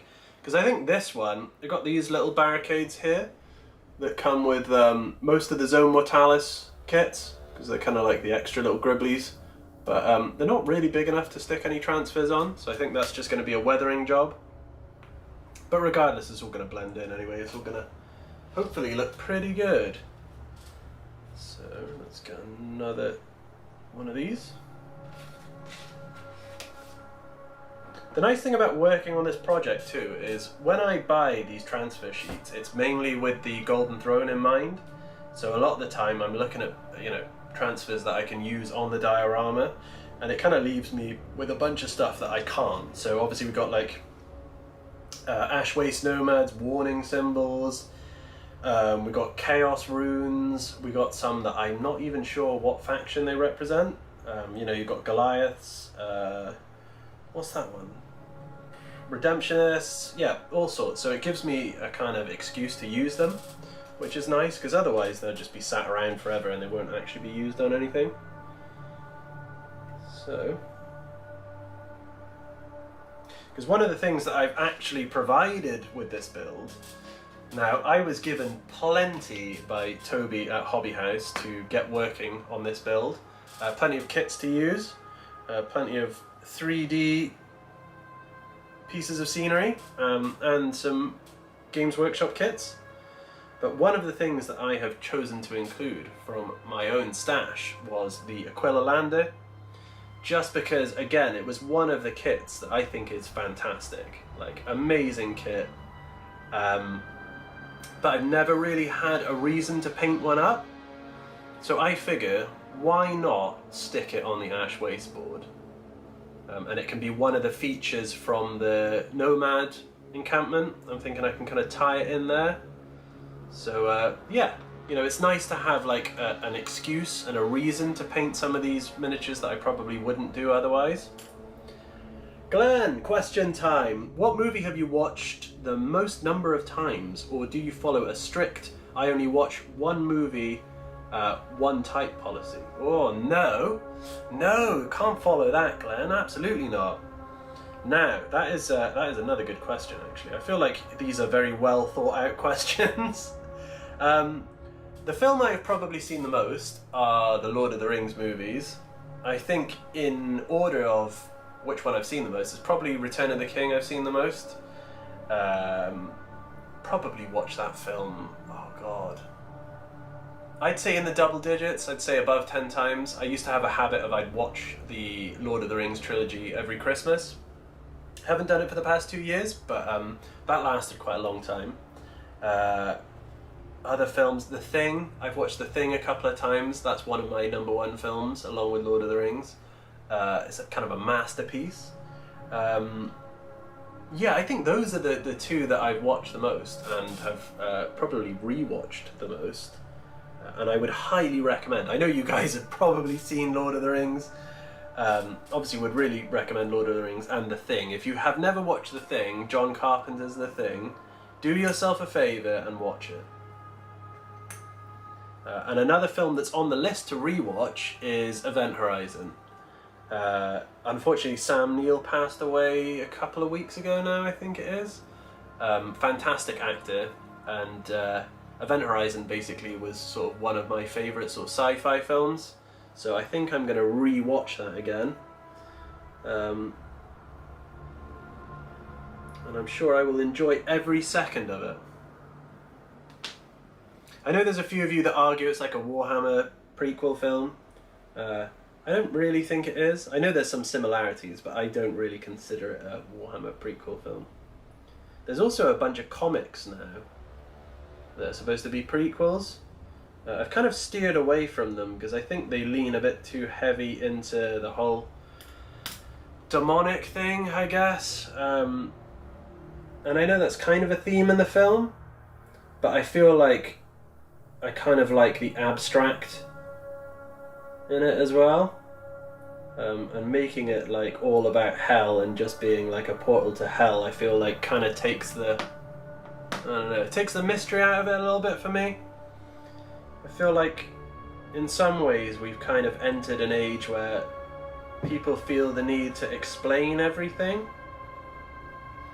And I feel like that just kind of takes away from the art of it, you know?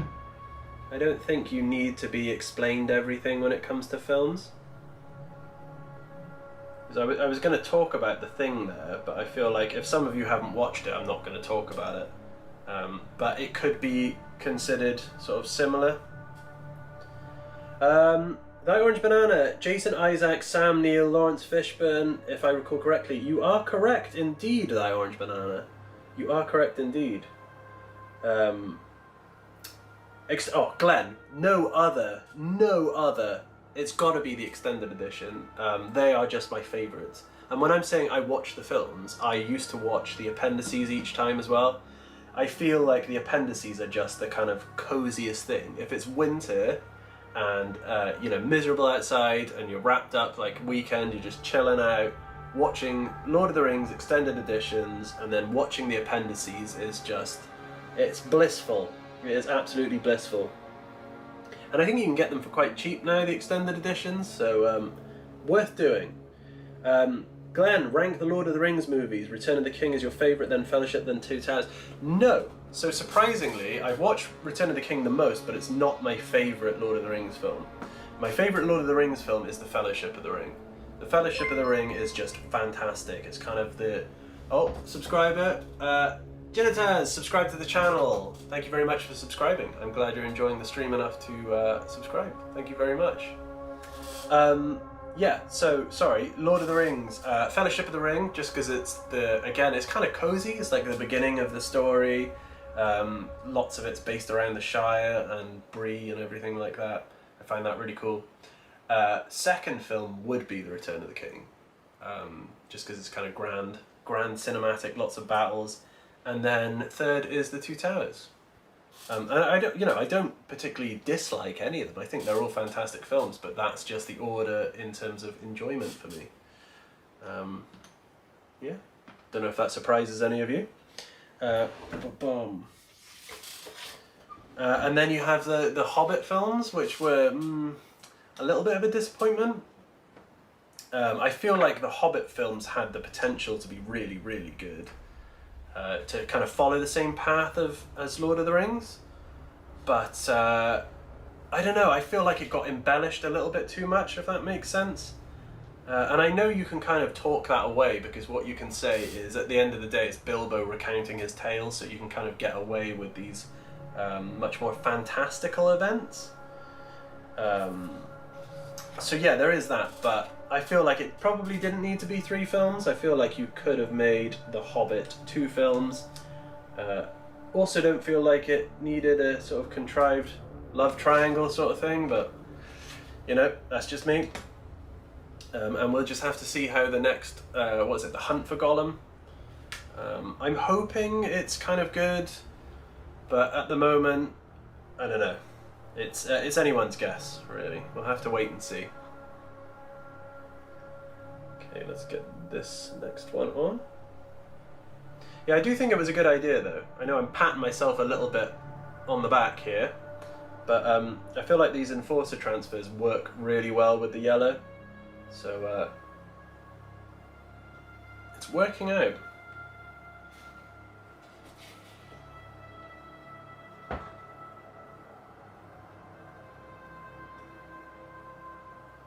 Let's see if this is ready to move. Oh, if I don't knock everything over. Hide this out of the way. Got a bit of a limited workspace today, just so I could set it up in front of the camera and show you guys.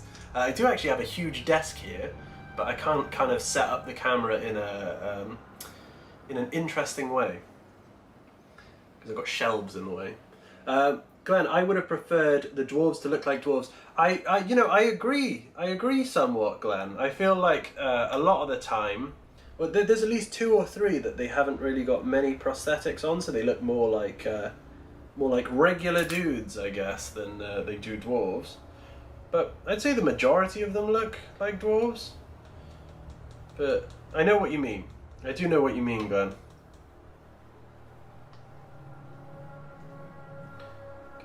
We're ready to roll.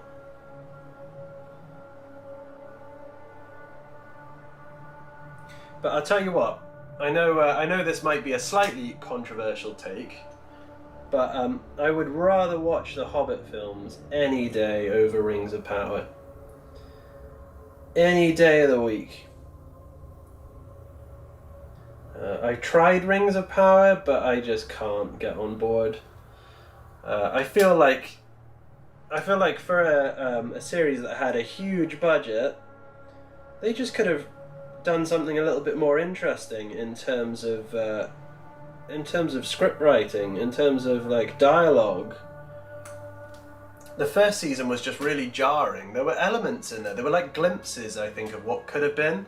So one of the things that I thought was really interesting was Galadriel going into the far north, and you know the kind of scenery around that looked really cool, like an unexplored part of Middle Earth, basically. But in terms of like story and stuff, it was just a bit all over the place. So yeah, never continued on with that. And I just feel like it was a bit of a squandered opportunity. They had all this money as well, but they couldn't get it right. It just shows if you throw money at something, it doesn't necessarily mean it's going to be, you know, handled correctly. Glenn, I would like to see more of the Witch King fighting the kingdoms of men before Sauron returned to power. I'm getting deep into the lore. It's easy to get like sucked into the lore for Lord of the Rings and Tolkien's works. It's one of the things alongside Warhammer 40k that I really enjoy. I won't say I'm an expert because I'm definitely not, but I do like my Lord of the Rings and my Lord of the Rings lore. Did you like Smaug in the movie? I didn't mind Smaug actually. Smaug was one of the characters that I didn't really have an issue with at all. And again, like the designs of everything, I thought Erebor was cool, I thought Smaug was cool, I thought Lake Town was cool.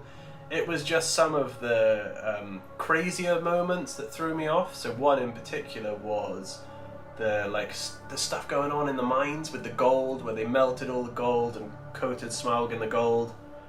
I just thought that was kind of a bit over the top. And I know it's a fantasy movie, but it just, you know, that kind of lost me.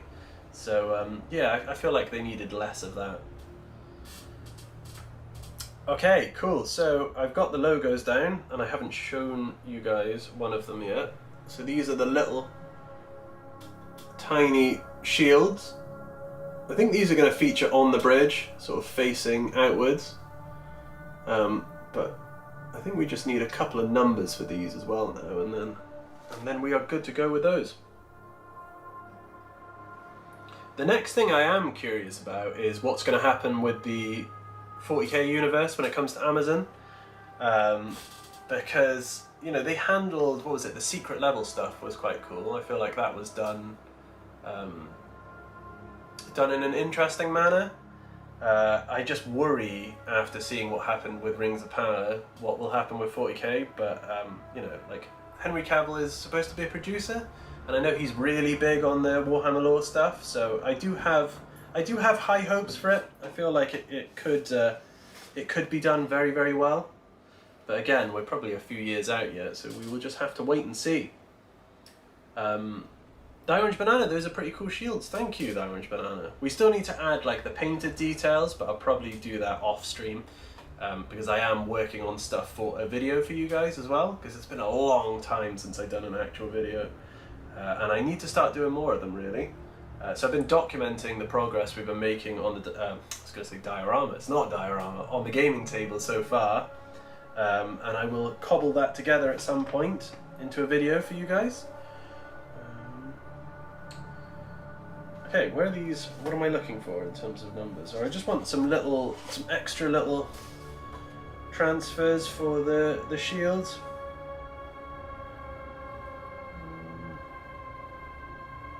Maybe we could use some of the stenciled numbers, might work. The Orange Banana, are they the shields that the Space Marines utilise? They're not the Orange Banana. These are part of the Volcus scenery kit, I think it is. Volcus came with these kind of ruined buildings, and then there was kind of an extra sprue with these little gribbly bits, and that's what these came on, I believe. They are very cool, and again, because, you know, I need some little interesting bits for the Ash Waste, so I feel like they tied in quite nicely, so that is why I opted for those. And there's still going to be, you know, loads of other things, because this This section is, I'd say, one of the more minimal sections, because we still have our Ash Waste encampment, which is going to have loads of stuff. So I'm thinking of doing loads of the little cargo containers and little shipping crates. And then we're going to have the Hive City walls, obviously. So I'm thinking of having like an Imperial Guard garrison in there, like a Planetary Defense Force garrison outpost sort of thing. So yeah, there'll be like much more in terms of detail on those two sections. But that doesn't mean we have to neglect this one, you know? It means we can still have some stuff going on out here in the Ash Waste. I think numbers. I'm umming and ahhing about these little stenciled numbers. I think that could look quite cool. So I might give that a shot. And if I have a few different ones, which I do. Alright, cool. Yeah, let's go with some numbers. Glenn, I love the secret level stuff, the Dungeons and Dragons one particularly. Do you know what, Glenn? I didn't actually watch the other ones, which I probably should do, but I specifically went on to watch the Warhammer one just because I wanted to see what was going on with Titus's story. My only sort of like quibble, I guess, is it didn't feel like this had been planned for a long time, because they kind of wrote off two, was it two? Yeah, they did. They wrote off two of the other characters from Space Marine 2. So you got rid of, I can't remember his name, the sergeant guy, and then Chiron as well. And I think they kind of explained it that they were on a planet with some gene stealers, or Hive, oh, not Hive, some, yeah, gene stealer cultists, I think, potentially. And they said, oh yeah, they got locked in a room and they died. And I'm like, wow, that doesn't seem very... You know, I know it's Warhammer 40k and people die all the time, but I feel like it was kind of a crap ending to their story. And Matsy, so need to drop. We go to Italy tomorrow. Thank you for the stream. Well, thank you for tuning in, Matsy. Hope you have a fantastic time in Italy. Thank you for dropping by. Again, I'm sure I will see you soon. But yeah, thank you for stopping by. Die Orange Banana, how dare they get rid of Chiron? Off screen as well. I know, this is what I mean. And if you go back and you play Space Marine 2 again, and you kind of listen to Chiron's story, it feels like they have set him up to be a more important character moving forward. Especially with him being... because he was there around the time of the Horus Heresy, I think, and he was put in stasis, I want to say. So yeah, you know, there's like a really interesting potential for a story with that, but instead it's just like, no, he's dead off screen. I don't feel like that was planned story writing, if you ask me. I need a 0. Yeah, so I was just a little bit disappointed with that. Otherwise, really enjoyed Secret Level, and you know, I am a very big fan of Space Marine 2. They even put 2 new multiplayer maps in it recently, which is the thing I always gripe about. I'm like, oh, we need more multiplayer maps. So it's nice to see that it's still getting the attention, it's still being worked on. Because I do have fun with that game. I've done the campaign 2 or 3 times, I think it is. So it's nice to see it's still getting some love. But yeah, we have to see what happens with Space Marine 3, because if they've changed the, you know, what's going to happen, and they've changed who's alive, it'd just be interesting to see where the next story goes. Especially having killed characters off screen. I feel like that's never a good decision.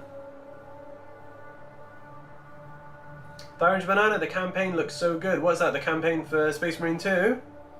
Or...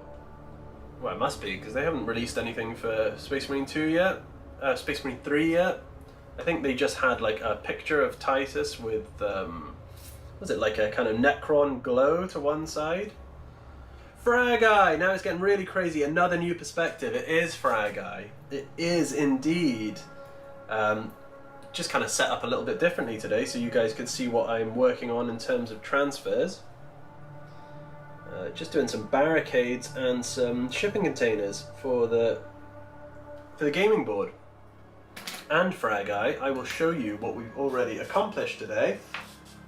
Is we have Let me block my face out with this. We have done a Katachan themed shipping container. So it needs a bit of weathering now. But yeah, we are getting there. Die Orange Banana. Well, yeah, the campaign for SM2. It is good. It is really good. Die Orange Banana.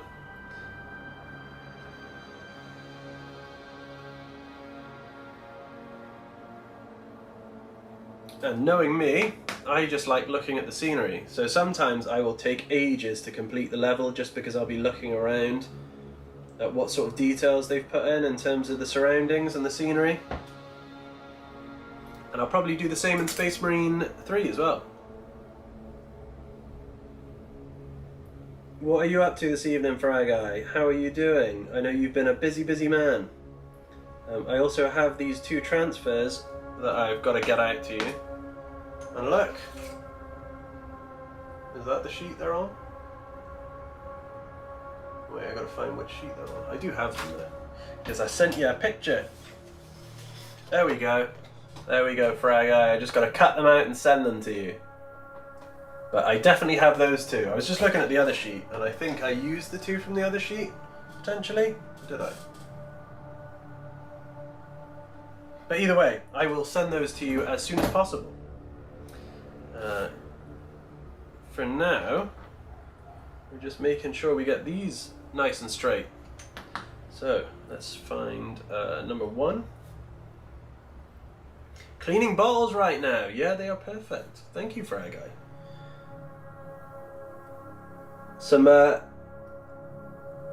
is that gang member related? Is it, Fragai? Cleaning the bottles? Oh.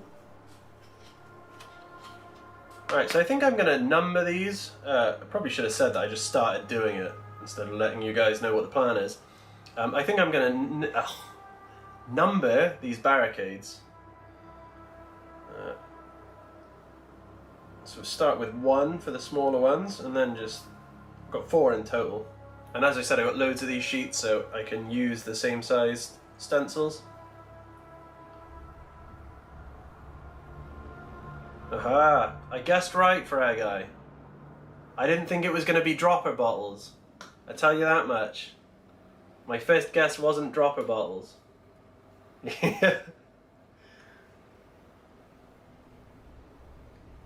Not hobby stuff this evening. Right. You're just tuned in to watch me try and do some hobby stuff to varying degrees of success. That would be me too soon. There's a few of you. I tell you what, I'm surprised actually. There is a few of you in a similar sort of situation. It's making me feel like I'm the odd one out at the moment.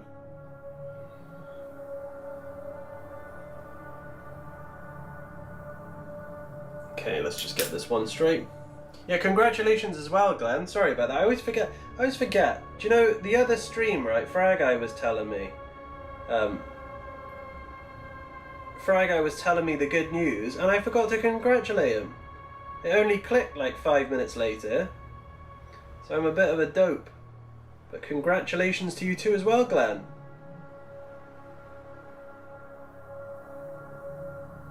Forgive me while I concentrate here a second, guys. Just to get this number 1 lined up correctly. Just think about it. If you are going in for the second time as well, Fragai, fair play to you.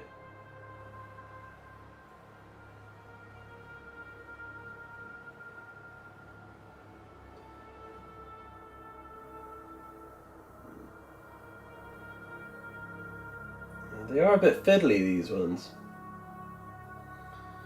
I think that should do. Maybe not 100% perfect, but I think it's close enough.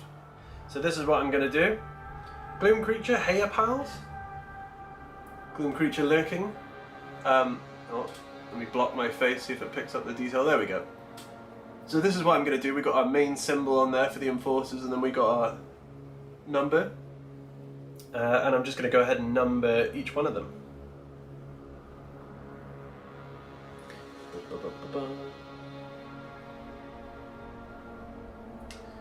Alright, so what do I need? I need another 0. A 0 and a 2.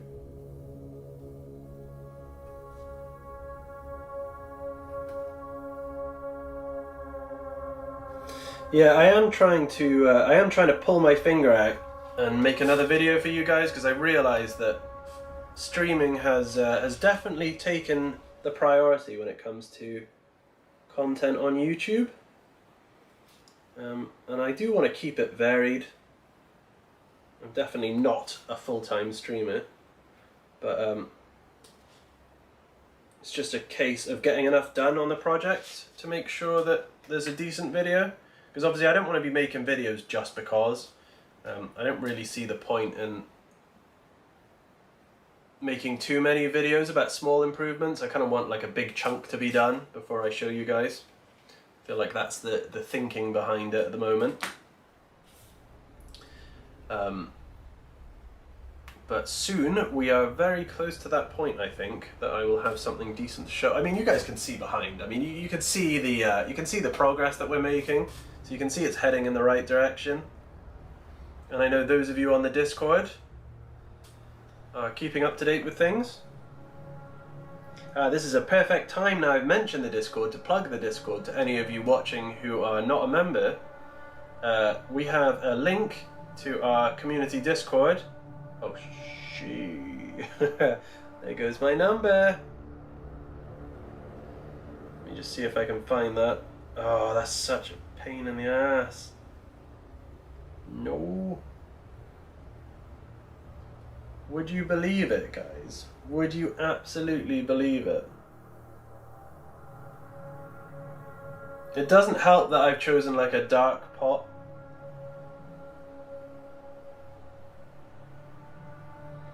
Oh, I cannot believe that. Oh. No. Glenn, not a full-time streamer yet. Oh, I don't know about that, Glenn.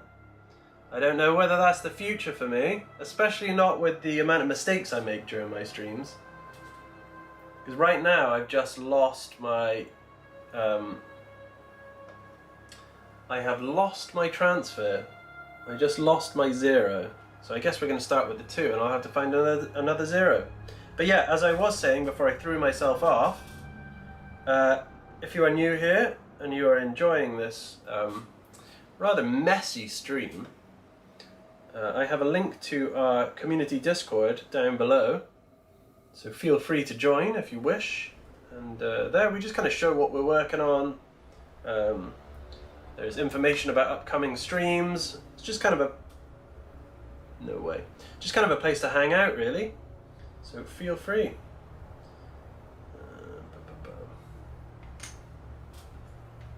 I did say earlier that I feel like the pressure was on a little bit, changing the angle for this stream. Having the camera right in front of my face is certainly something new. But get used to it. Vietcong Groove, I missed you there. How are you doing? We are full steam ahead with this project, Vietcong. Apologies for missing your comment there. But yeah, everything is going well. How are you doing? Thank you for tuning in. It's good to see you. Let's just make sure we got the right height for this matching transfer.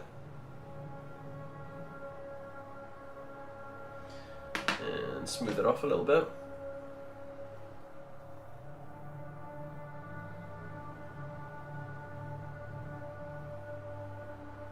Also, Glenn, I'm not sure what the optics are becoming a full-time streamer. I think I need a few more memberships to do that. If you want to help push that in the right direction, Glenn, and you enjoy these streams, you could always consider becoming a green name like Frag-Eye. That certainly helps us move forward in that department. Vietcong, I'm alright, just got home from work, had dinner. You're chilling out now then, Vietcong. Taking some time to watch some hobby-related content. Okay, we need a 0 because I lost my 0.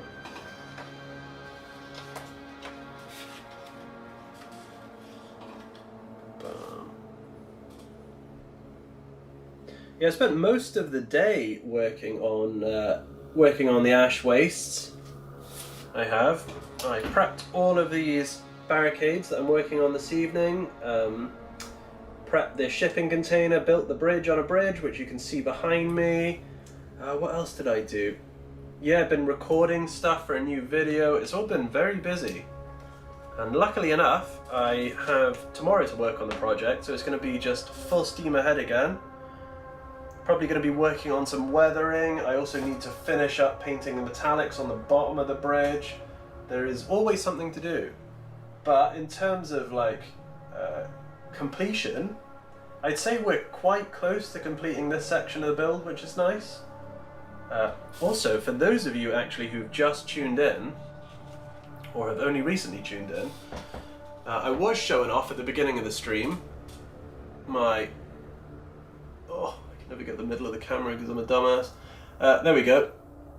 So this is one of the completed statues. There's going to be 8 of these featuring on the bridge. I went for a kind of bronze, a verdigris bronze with this. Really happy with how it turned out. It wasn't the initial idea. The initial idea was kind of a brass effect. But I ended up choosing the bronze because I feel like it'd be more complementary. Vietcong Groove, I got crafting materials arriving tomorrow to make barbed wire fences. That sounds awesome, Vietcong. Frag, I cleaned all the bottles now. I'm lying on the sofa because my back hurts. You've been a busy boy, Frag. At least you got all the bottles done. Vietcong Groove, for my Wargames table. Well, Vietcong, you have to put some pictures on the Discord. I'd be keen to see what that looks like when it's done. Thank you, Frag. It's, yeah, I'm happy with how it turned out, actually, and obviously they are going to sit.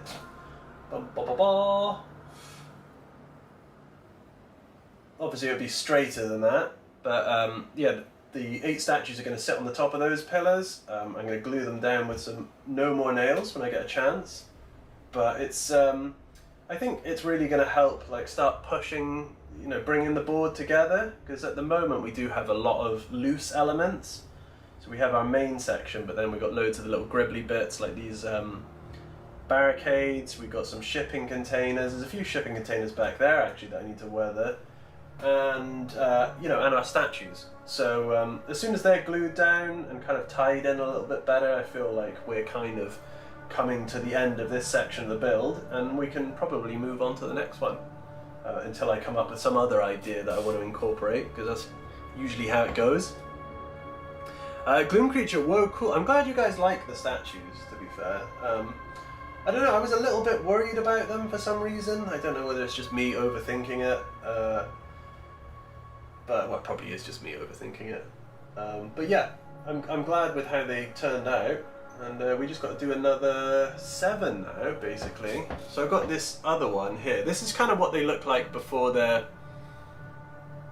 Let me cover my face. So this is one that's just been undercoated, and I've used a, oh, what's it, Temple Guard blue.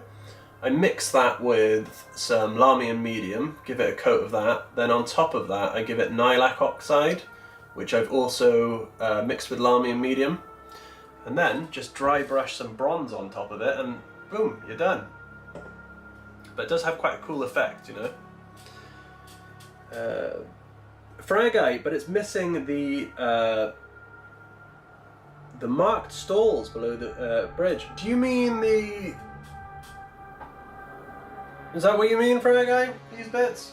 Because these bits still need to be painted. I've done a few on the other side of the board, but I did say earlier in the stream, I'm finding them to be a bit of a tedium at the moment. So I haven't like fully committed to working on them. Like I've done a few sessions and finished a few, but they're just annoying to paint, you know. They are going to look the part when they're done, because I'm also going to give them a little bit of chipping with the sponge, just to tie them in a little bit better, but yeah. They're just kind of the one tedium about this board at the moment. Vietcong Groove, I can imagine it's not easy to do without references. So-so, I think, Vietcong. A lot of the time, I'm kind of working off of a process that I've already seen. So when it comes to these statues, I've seen something similar online of how to achieve that effect. Which is good because it means I don't have to be too stringent about following, you know, like an actual image and trying to get it 100% accurate. I've just been kind of copying tutorials and stuff that I've seen online. So yeah, not too bad, basically, in terms of working without a reference. Fragite, no, I think it needs some kind of black market below the bridge. It is Necromunda, after all. Do you know what, Fragite? That is very cool, but because this is kind of the ash wastes, I'm thinking that it's a little bit more sparse in terms of inhabitants out here. So this section will probably keep a little bit more empty. But when we do the ash waste nomad section with their little habs and stuff, we'll probably make that a little bit more inhabited. So maybe expect to see something similar when it comes to that section, which is going to be our next section. There is going to be traces of life out in the ash wastes, but it's going to be those strange guys with the gas masks on their face. I need another drink here. And another question, have you checked the oh no! Fragite, no! I haven't. All messages. Thank you for that, Fragite. I can't believe I forgot that. Do you know why? Do you know why? It's because Big Brain isn't here. Big Brain isn't here today. This is going to be the first stream he misses. Glenn, talk me through a channel memberships. What do I get for $17.99 a month? Well, Glenn, I believe that is one of the tiers where you get to... What do you get, actually? I'm so bad at remembering stuff. Basically, on the higher tiers, you get a custody for the board named after you. One of the things I'm actually going to do to sweeten the pot with this a little bit, this will apply to you as well, Fragite, is I have... This is going to sweeten the deal a bit for some of you. I have a bunch of these. Now, it might not appeal to all of you, but... I have these sew-on patches with a tasty little Aquila on it, which for some reason is not. There we go, look at that. Look at that. So you get a shiny one of these. Also, Fragite, I'll send you one of these with your transfers.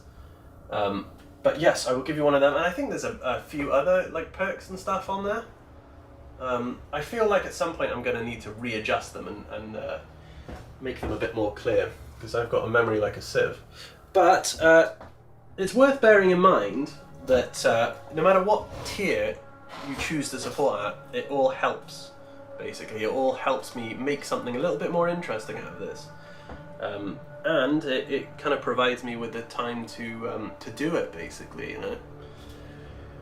So that, again, that's probably not a very handy answer to your question, Glenn. So I apologise for that.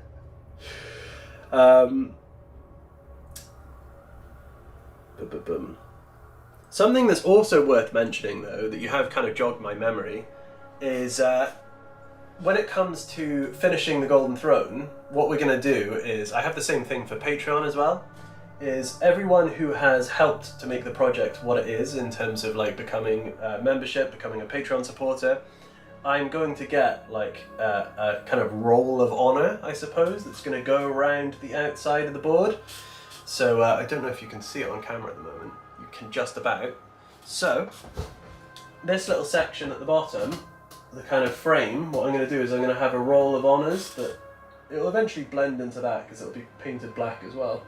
Just have a roll of honours that go around the board, and it'll have the names of everyone who's helped support the project, support the channel. So there is that as well.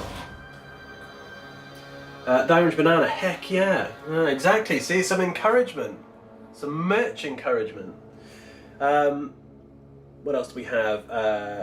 Fragite, perfect. Yeah, I'll stick that in the envelope for you, Fragite, because it's not going to weigh anything sending it to Germany. I think I've sent patches out before, and it works as a letter. So it won't be an issue at all.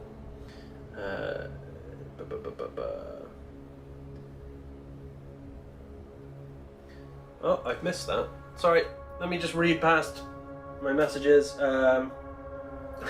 Glenn, just do it, cuz. Viet Cong, the Museum of Scotland, Edinburgh, had bronze torques on display. I think they were about 2,000 years old, and the tarnish on them is very interesting to see where it builds up.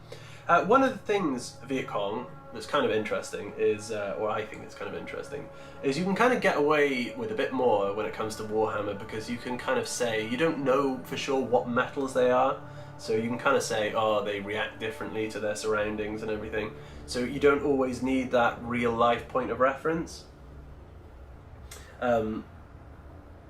Although I have used, you know, references in the past for rust and stuff like that. Patches! Exactly that, Orange Banana. Are you tempted? I could tempt you with a patch. I could tempt you with a patch indeed. Boom. But yeah, so again, I do kind of need to do a little bit of improvement, I think, when it comes to... Whoa. Ignore that, that didn't happen on stream. Yeah, maybe improve the system a little bit more, but I will take a look at that in the near future. Cool, alright, I have distracted myself thoroughly, so let's put this other transfer on and push forward, because we've still got to finish these other two before the stream ends, before we draw it to a close. So we may as well get that done. Glenn, thank you for joining the channel. Thank you for becoming an Imperial citizen. I really appreciate it. I really do appreciate it. Because you guys becoming members does allow me to do this more often and to sort of hang out and chat with you guys. It just makes it a bit more feasible. Not that I won't do it when I can anyway, because you guys know, I mean, a lot of you who've been here for a while will know that I was doing this before it, you know, before some of you joined as members. I was always doing like a live stream here or there. So they would still be done, but obviously it just makes them a bit more regular, longer. So yes, thank you, Glenn. I really appreciate it. Exactly. And it all helps. But I think you're already part of the Discord, aren't you, Glenn?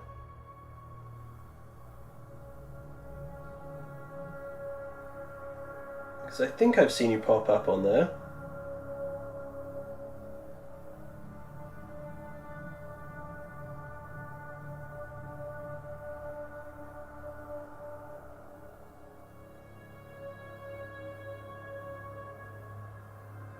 I can't seem to get this this zero straight. Okay, bear with me, guys. Bear with me.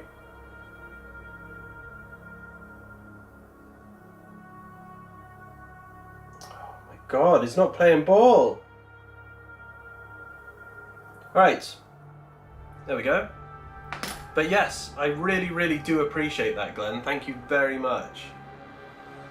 So let me show you guys this second one, if it comes up. There we go.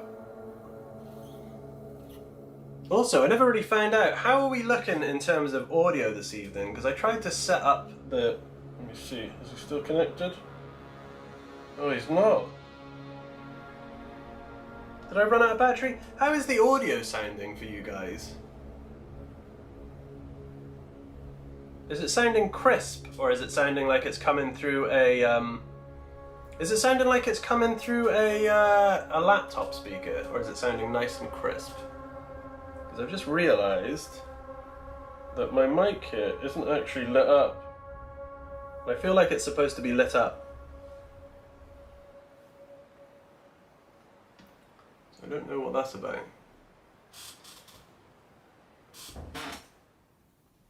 Let's try. Hello. Hello.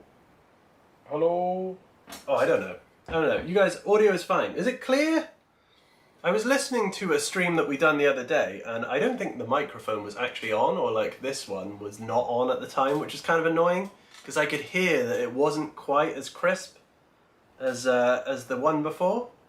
So I don't know. I feel like I'm still kind of struggling a little bit when it comes to getting the audio correct. Because I have this nice shiny new Bluetooth Bluetooth microphone. But as long as it's what is that? Frag Guy, yes. Yes. Oh, it's clear. Oh, it's like clear, high quality clear. Good. Perfect. Awesome. All right. Thank you for that, guys, because I was worried, especially after the last stream. Just didn't sound. It wasn't bad by any sort of stretch, but it wasn't like as crisp as when I'm talking with the microphone. So I'm glad it's working this time. Right, so let's get these last two done, and then I think we are going to have to wrap up for this evening. Rodney, reporting for duty, sir. Hello, Rodney. Welcome to the stream. We are just doing... Oh, crystal clear. That's even better, Fragai. Thank you. That's what I wanted to hear. That it's working well. Thank you very much. Yes, welcome to the stream, Rodney. How are we doing? Over here, we are just putting some details on some gribbly bits. So I've been showing the guys that we have been working on these sort of barricade pieces that are going to feature in the ash wastes. So far we're just applying the transfers. Tomorrow I'm going to do some weathering, make them look nice and grimy. But yeah, welcome to the stream. Glenn, try doing a Scottish accent. Is that what you want me to do, a Scottish accent on stream?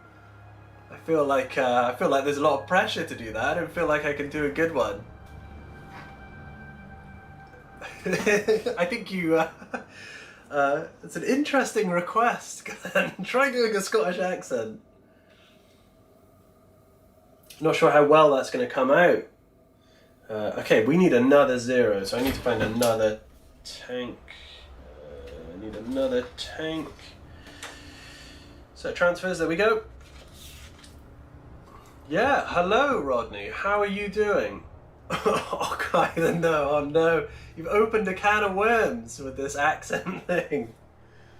You're gonna end up being some kind of caricature channel. Okay, so number 3 and 4 we need to do now. I set these all up on the bridge earlier today, these barricades, and I think they look great.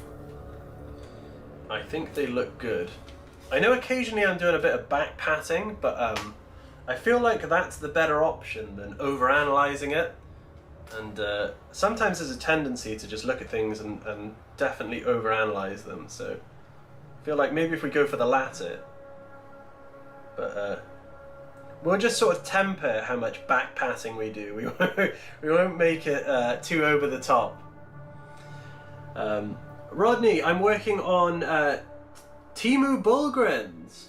Fair enough. Timu Bulgrins. What does a Timu Bulgrin look like? Is it just a 3D render of an Ogrin? Still? If it fits, it fits. Viet Cong, I'm Scottish, I can make fun of my accent. That's fair enough. I can't, I'm not. I am not. Oh no, have I lost it? No! No! Oh, there we go. Come on, come on, come on, come on, come on. There we go. I nearly lost another one. I have already lost 1-0 to this pot today. It's not even a pot. This is how bad things are, right? This is a cap to some undercoat. This is like Chaos Black undercoat lid. Rodney, I love the bridge in the behind you. I hope it's not in the behind me. I hope it's just behind me. Being real childish. Thank you very much, Rodney. This is our work in progress. Obviously, we are doing stuff for... We are working on a gaming table for Hobby House. So this is one of what will be 3 sections that make up a 6-foot by 4-foot gaming board. And yeah, we're just working to complete this section so we can move on to the next one. But I'm glad you're enjoying it. Glad you like the look of it. Fragai, like a Bulgrin but cheaper and better. Like a skinnier Bulgrin. Like a Bulgrin who doesn't get enough to eat. Rodney Gall, resin Chinese copies of the... Oh, I see. Oh, I see. One of those Temu ones. Well, you gotta do you. You gotta do you, whatever works. Alright, where should I put the numbers for this smaller one? Not smaller one, these ones are actually bigger, but I'm just trying to figure out where I should put the numbers. Ooh, actually I've got an idea. What I could do here is kind of, I'd like to say smart, but there is a big blast taken out of one of these barricades. It's clearly been shot at, so maybe we can have one of the numbers missing. Just because it'll look quite cool when it's on the battlefield. It just shows that everything's not pristine and clean.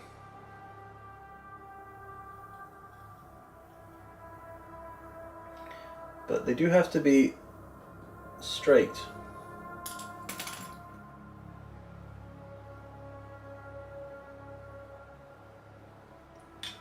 That'll do. And that saves us a bit of effort there. I know that kind of sounds bad, but here we go.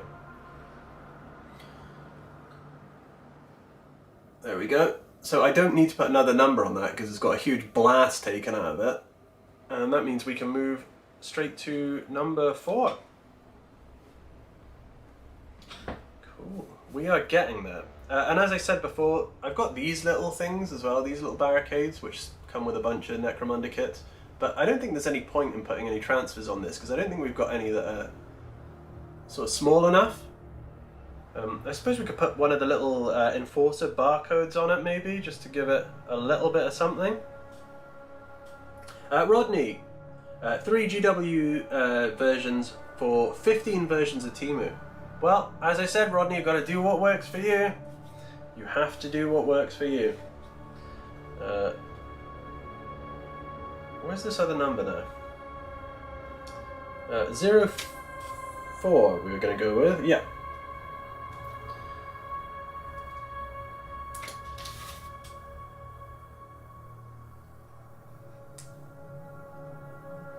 I actually have, now that Rodney mentions it, I actually have something very similar. So check this out, because I'm pretty sure they are in the drawer here.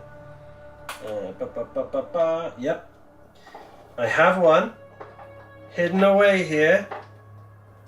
I have my own Temu custody. Let's see if I can get him close enough. There we go. Look at that, guys. Temu custody. So these are resin bits. I got sent a few of these, and eventually they will be disguised and put on the board. So no one's going to be any the wiser. Rodney, so what do you think of the new Necromunda? Do you know what, Rodney? I don't actually play. So this might blow your mind, but I just enjoy painting and creating terrain.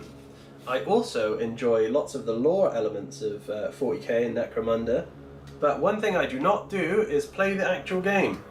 Just because time does not really permit me at the moment, so yeah, that is the unfortunate answer. Frag Guy, honest. Oh, I like to think I'm honest, Frag Guy. I like to think I'm a somewhat honest guy. I also didn't buy those, so you know, I was sent those by a lovely member of the community. Sent me a bunch of stuff. Granted, they were mixed in with real, you know, the real deal as well. But obviously I was trying to hit that kind of... originally I was trying to get like 300 custodies, but that's going to be too many. Because I've put 100. I've got 100 custodies at the moment. I've actually got over 100. And it looks like too many on the board. So I've kind of brought it back down and decided to stay at round about 100. Just because when we paint all the miniatures that are going to feature on the Golden Throne board, I don't want it to be too overwhelming. So, you know, I don't want a sea of gold custodies that you can barely see through. I want to be able to have other miniatures that, you know, that you can see, basically. I don't want the Golden Boys to steal the limelight. Yeah, see, Frag Guy is the one to talk to actually about Necromunda when he gets around to playing it, because that's your main, isn't it, Frag Guy, Necromunda? Vietcong Groove, when the Temu minis are painted up, can you tell the difference between them and the real deal? I don't think so, Vietcong, but one thing I will say is when I stuck some of those custodies together, the Temu ones, they don't always play ball, so you have to be careful where you snip and you just kind of have to be careful gluing them together, really. But yeah, when they're painted up, you cannot tell the difference, for the most part. Damn, I hate iPad for the chat. Using an iPad for our guy. There's not, when I look at my statistics for this channel, there's not too many people that use iPad, so you're in the minority there for our guy.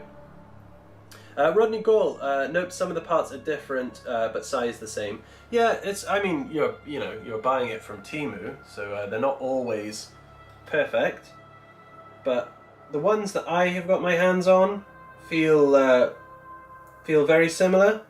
So I haven't had any huge problems yet. I think there's maybe one or two that the molds aren't particularly perfect, but since I've got over 100 now, I feel like I can pick and choose the good ones, you know?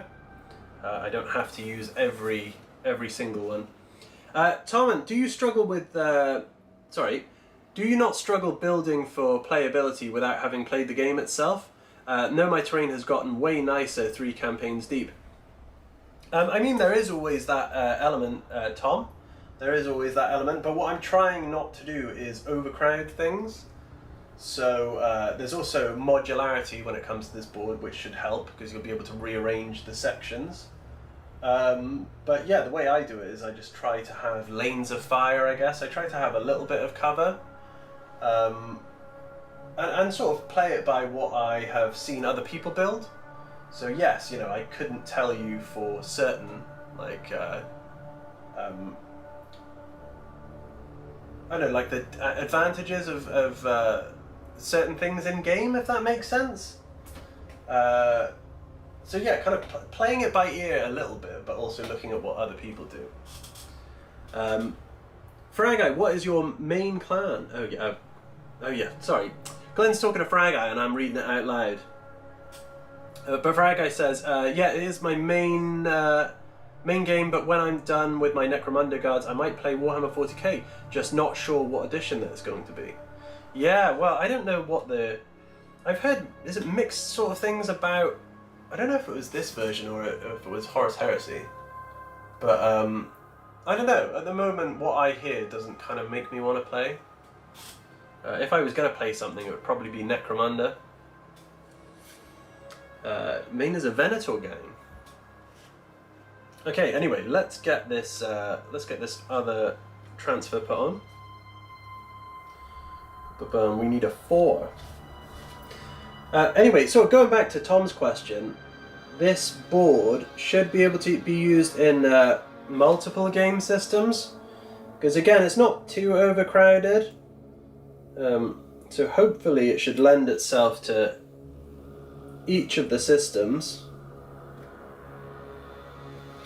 I'm trying to tread the line between having a diorama-esque board, so something with a lot of detail, but not quite the same level as the Golden Throne. So somewhere in between a diorama and a gaming board, I think, is the best way of putting it. 5th all day, baby! 5th edition. Rodney, Guard for 40k. Oh, who doesn't like Guard? Who doesn't like Guard? That is kind of a faction that I'm hoping in the coming years we see expanded a lot more. One of the things I remember very fondly getting into this hobby as a kid was seeing all the factions for, well, all the different regiments for Guard even, not factions. There used to be a photo in the Imperial Guard Codex which had all the different models, so Talon, Mordian Iron Guard, Catachans, all that kind of stuff. And I remember just wanting to buy all of these models. So I'm hoping that in the near future we will get those regiments for Imperial Guard when it comes to 40k. It's nice to see them expanded upon in recent years, like Krieg, you've got the Rough Riders, what else? We've got the Cadian sort of redone, but I would like it to see it expanded. Viet Cong, I love the scavies from the 90s version of Necromunda. See, Viet Cong, that's something that really needs to be done too. Necromunda, I've loved the gangs. I've loved pretty much everything about Necromunda since they relaunched it. except obviously not playing the game in terms of the lore and everything and the miniatures. Fantastic. But for some reason there's like a few gangs that we haven't seen yet, and Scavies is one of them. And I feel like that is one I really want to see sort of brought up to date and modernised. It seems like Cawdor is now the new Scavies with their scrap weapons and ragged clothes. Yeah, but then the thing is, Viet Cong, they're cool, but they're not. They're not quite the same thing. You know, I feel like the Scavies are more mutated, and they are worse. They're like hideous. So I would like to see them, sort of modernised. And since you mentioned Scavies, actually, one of the things I am very much looking forward to is the new models that we're getting. So they've recently done, I can't remember the names of them, but obviously they've done these new models for Escher, and they've done some for Goliath. And that gives me hope that they will eventually do the rest of the factions. So I'm keen to see what Scavies get, because I do have a bit of a soft spot for Scavies. Not Scavies, for Cawdor, not Scavies. Cawdor is what I want to see.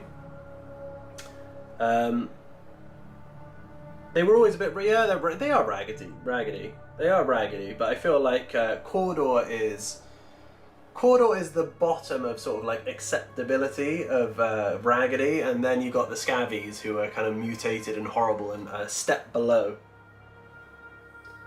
Viet Cong, I can see why they wouldn't do the Ratskins gang anymore. Yeah, I can understand that. It reminds me of, they released a concept, or they released a miniature for the headsman, I think, for Cawdor. They released a version of what he was going to look like, and they ended up changing him completely. Because you can go and search this up if you type in Google, like the original headsman.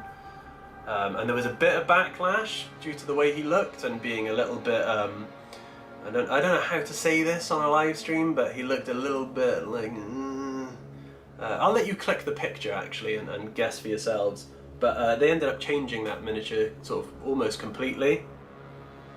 So I imagine when it comes to Ratskins, they're kind of treading like, you know, what can we do, what can we not do? So we might see some iteration of them, but I don't feel like it's going to be similar to how they were portrayed in, you know, in the 90s and stuff. Rodney, Victory Miniatures just had a Kickstarter of Mordians and Praetorians. She was part of the original sculptor team. I think I've seen a few of their miniatures and they look quite cool. I know they definitely do some interesting proxies for those regiments that we don't have yet. So I know there is always other avenues with some very cool miniatures. For those of you who want them now. I just realised that my 4 is slightly lower. Bear with me, guys. Because otherwise that's going to drive me mad. It's a good thing I caught that just before it dried. I'm getting too wrapped up in talking about Necromunda. You guys have got me off task.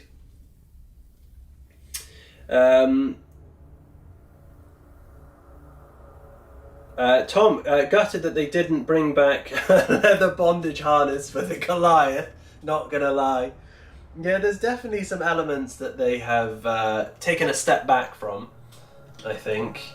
There's definitely a lot that's improved though. I feel like proportions-wise, everything is a bit better.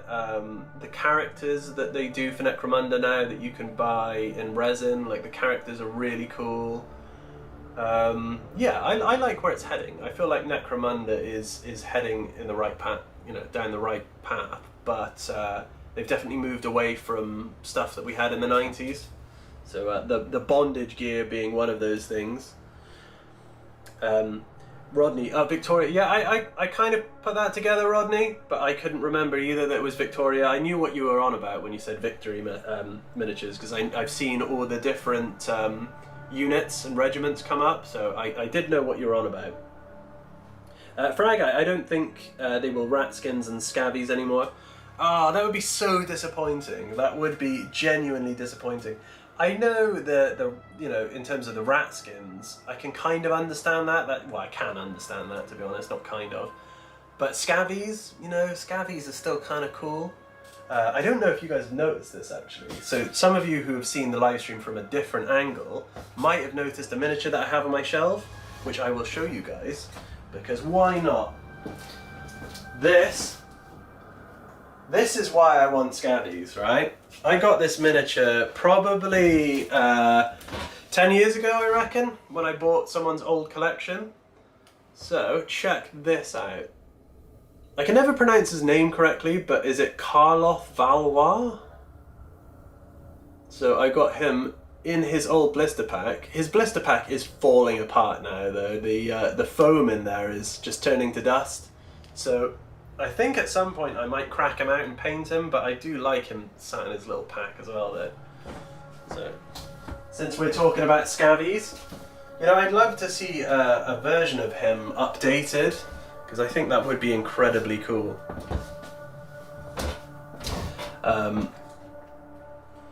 Viet Cong, bloody hell, I heard banjos with that image. Oh shit, this dude rocks. Cool, love him. But the thing is, I think, yeah, I think I've seen some available online. And I think he was like one of the reasonably priced old school Necromunda miniatures, if I remember correctly. But yeah, he's kind of one of my like little trinkets that I quite like.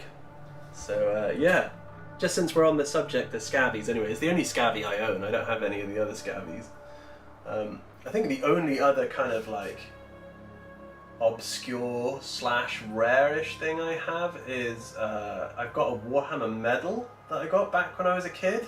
I attended one of these beginner days at Warhammer World, and they gave everyone like a little certificate, and they gave you a little metal medal. I don't know where it is at the moment, but I will get that out at some point. But yeah, it's just one of my little collectibles.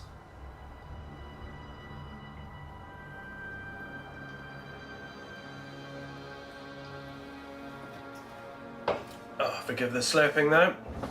Alright, cool. So, anyway, back to business. I think we're pretty much done in this department now. I think what I will do, so here we go, I'll use number 4 as an example. That is how we are looking. But I might just put, I did mention that I was going to put some of those little enforcer transfers on it, so I might well do that if I can find them.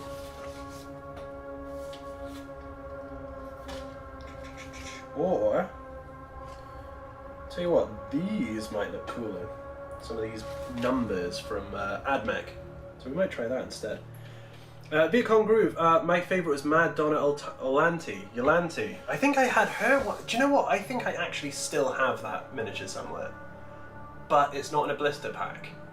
Because a few years ago, Games Workshop done a few made-to-order miniatures, and I think she was on there, and I'm pretty sure I bought a copy. But that is a good choice, Viet Cong. That is a very good choice. Let's... That's the thing. I'd love to see those two miniatures brought up to sort of, you know, modernized. Because we got pretty much just new models at the moment, or new characters. So I would like to see some of the old ones return. Rodney, OG models are not as good as new plastics, but I miss the pin-up of OG. Yeah, this is the thing. This kind of relates back to what we were saying earlier, that the change of styles and stuff. You know, as we move forward, the things that almost get left behind. I'd like to say there's still kind of traces of certain elements. They're just done in a different way, because we had... It makes me think of... I can't remember the name of the miniature. It wasn't a Necromunda miniature, but you had the Sister of Battle that was designed by John Blanche, like the very famous piece that he painted, and Games Workshop designed a model based on that, and it's kind of got like a nod to that pin-up kind of style, but it's done in a tasteful way, I want to say. So there's still kind of elements, because that miniature must be, probably is still about 10 years old, but yeah, so there's still kind of nods to it. Frag Eye, reading my mind. Absolutely reading my mind. Funny you say that, Frag Guy, because that is something that I was actually going to mention. Having looked at some of your green stuff work not too long ago, I noticed you'd done a miniature with the sort of greatcoat on him that reminded me of Helmor. And it did make me think that there's been new depictions of him. So there was a piece of artwork that they've done for Necromunda. I don't know how old it is now, but it's definitely a newer version of him compared to the 90s Necromunda. And I had hoped that they would, you know, turn him into a miniature, but as of yet, still hasn't happened. So I'd like to see that change, because I would buy a Lord Helmor. I would also buy a...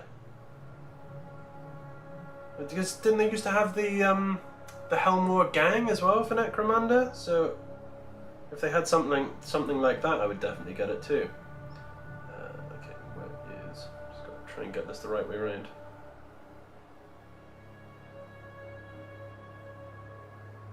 That'll do. So I've opted for these little Mechanicus numbers instead of the numbers that are on the Enforcer models, just because I've already used them on the shipping container. That and I can't find them, so I guess we'll just use these. But then again, I have my own Fat Noble. Yeah, exactly, Frag Guy. I've seen that guy. That guy is awesome. I am a big fan of your work. I would love to see him painted up, because I know when you showed him to me, he was in his green state. Or the spiders, yes, that's definitely come up. We've talked about that in the stream before, for sure. Necromundan spiders as a regiment. It doesn't even have to be like a fully fleshed out 40k regiment. They could just have like a box of miniatures that you could use as a gang in Necromunda. And then people could choose to build them as like a 40k regiment, I guess. I'd love to see that. I think the closest glimpse we got was the...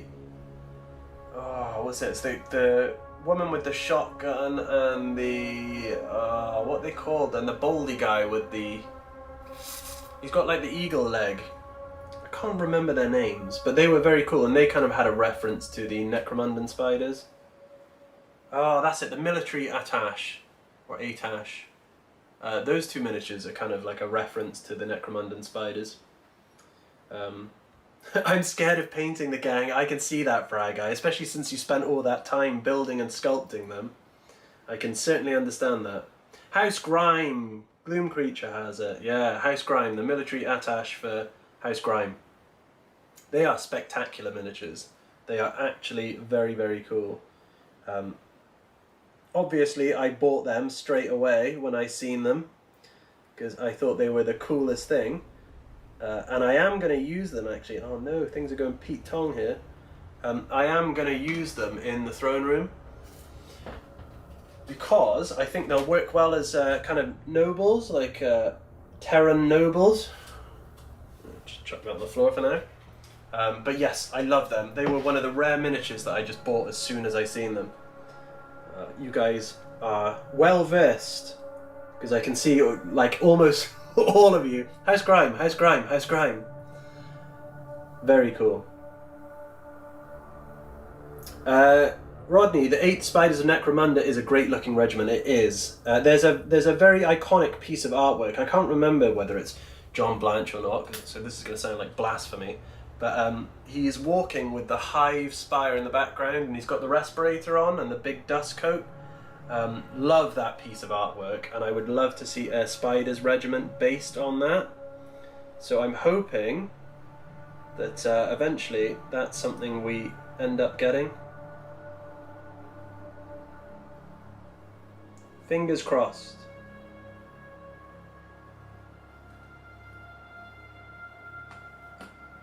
Frag, I have them as part of my army. How did you do that, Frag? Did you sculpt them, or did you get like a third-party bits and bobs to make them what they are? That's the thing. I know there's loads of like third-party kits and kind of designs you can 3D print yourself, which are really, really cool. I would just like to see an official stance on them.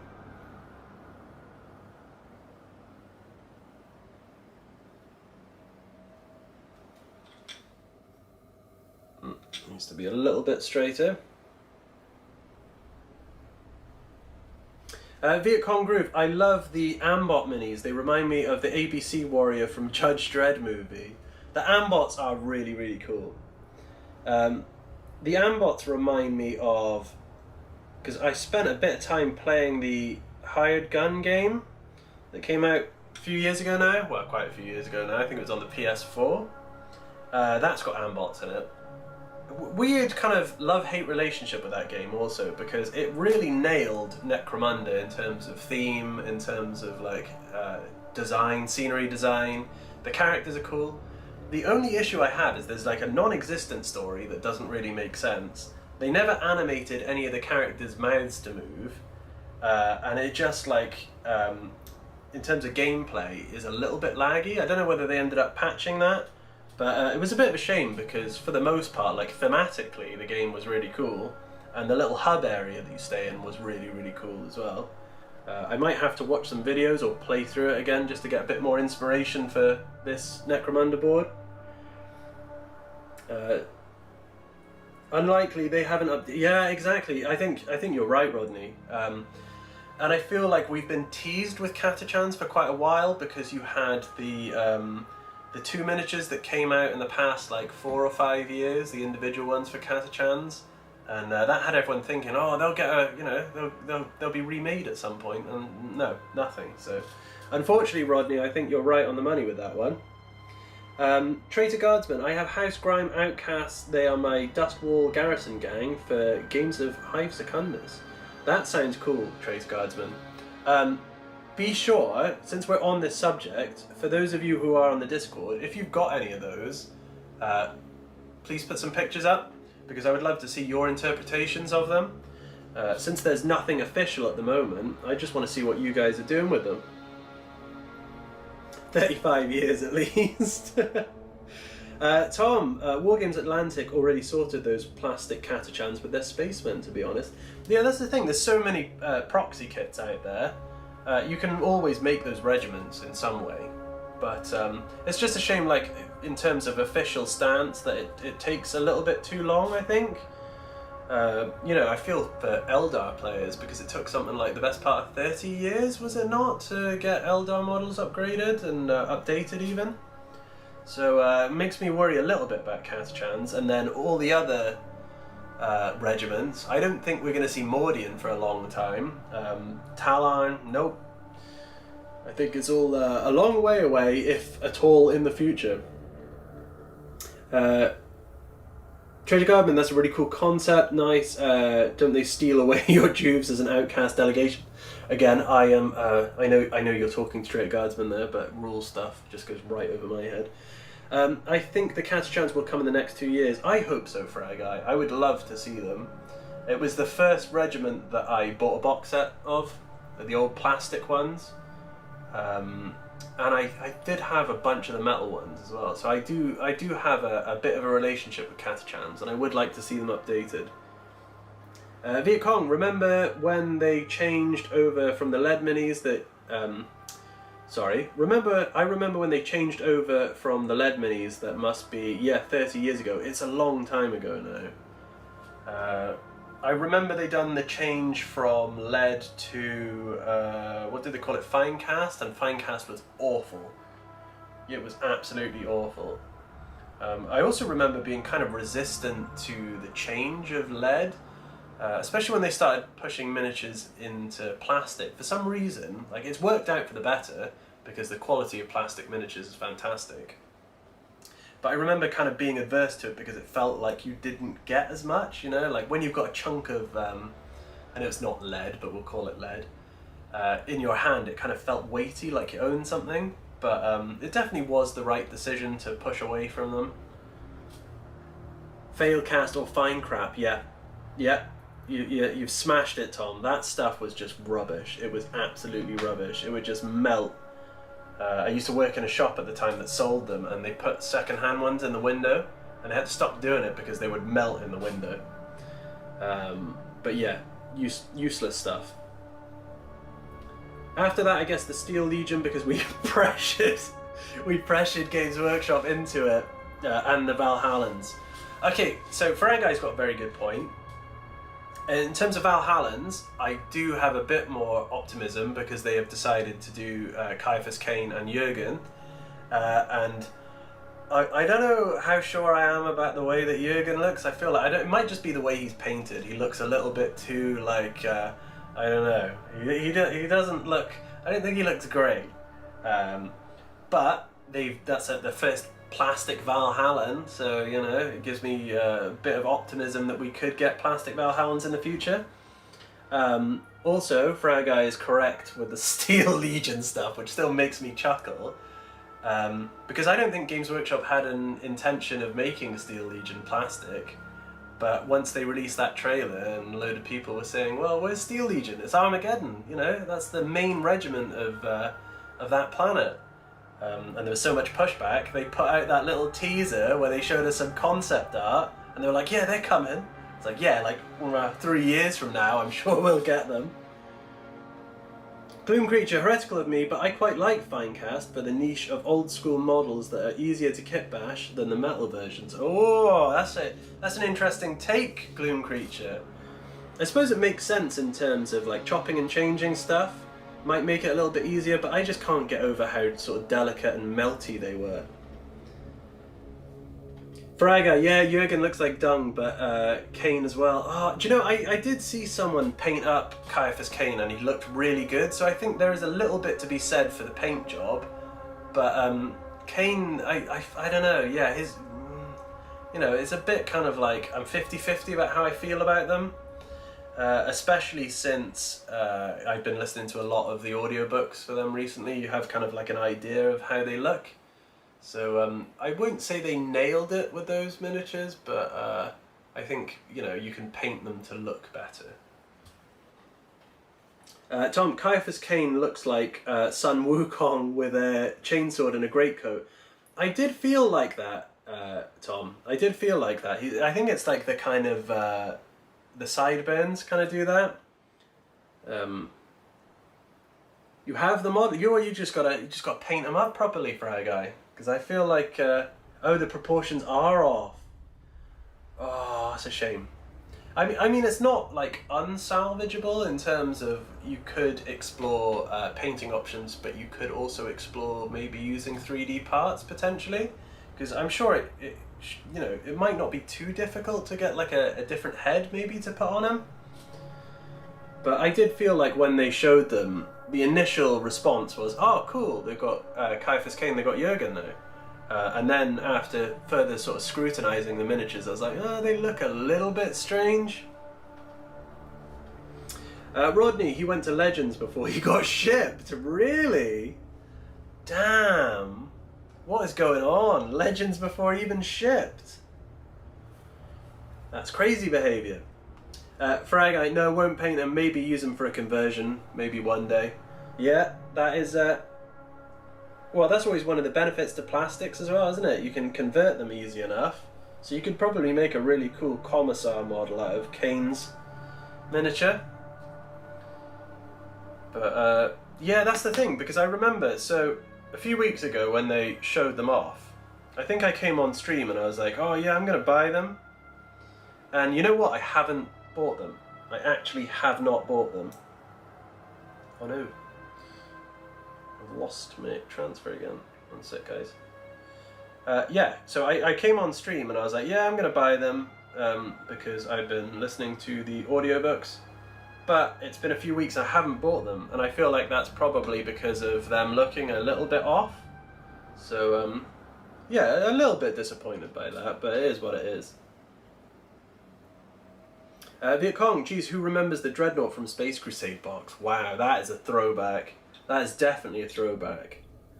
And before that, I built my second Valkyrie. Well, that's what these transfers are for, aren't they, Frag-Eye? That's what these transfers that I'm sending you are for, am I right? For Valkyrie number 2? Traitor Guardsman, concept art from when they said... concept art from when they said what should we make for Kill Team. Someone said Katachan veterans. No, said GW. How about Steel Legion veterans? No, said GW. We'll make Death Corps of Krieg veterans. Now, I don't have a problem with Death Corps of Krieg. I feel like they look quite cool. They did change the way the gas mask looks if you compare it to the old Forge World models. I feel like the new gas mask is a little less intimidating than the previous one. But nonetheless, I still think they're cool miniatures. I like all the sort of commander unit they have for them. So yeah, I like them, but I feel like the other regiments definitely need the same treatment, especially being expanded into a full range now. Rover Mars Rover, transfer scares me. It feels like putting stickers on models. Rover, that's the same way I used to feel about it, and now I'm sat on stream doing them. It's only the past few years that I've sort of taken the time to learn how to do them properly, and it's 100% worth it. If you're worried about it, just practice on something. Make sure you get yourself, right, these are the important things. Make sure you get yourself Microsol, which you don't use first. Use Microset first to soften them, then apply them, wait for them to dry, then use Microsol. And the best way of applying, I find, is you be very, very gentle with a scalpel and a pair of tweezers just to hold your transfers. Yeah, but basically, Rover, you can do it. You can absolutely do it. It just takes a bit of practice. Because I put it off for years and years and years, and now I know how to do them. I am really glad I know how to do them. So, if you need any advice, you know, if you wanna put your miniatures on Discord and show me, like, I'll help to the best of my ability.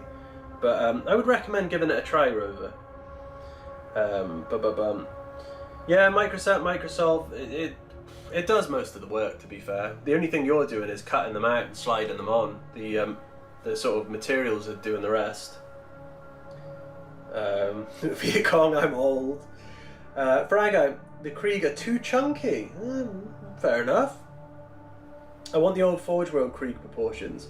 I never had hands-on with the proportions for the old ones. I did like the way, as I said, like the gas masks looked. I felt like they looked a bit more scary. But, yeah, they did change that. Rodney, Death Corps of Krieg, they suck to build. 8 parts, if I remember correctly. That seems a little bit overkill. It does.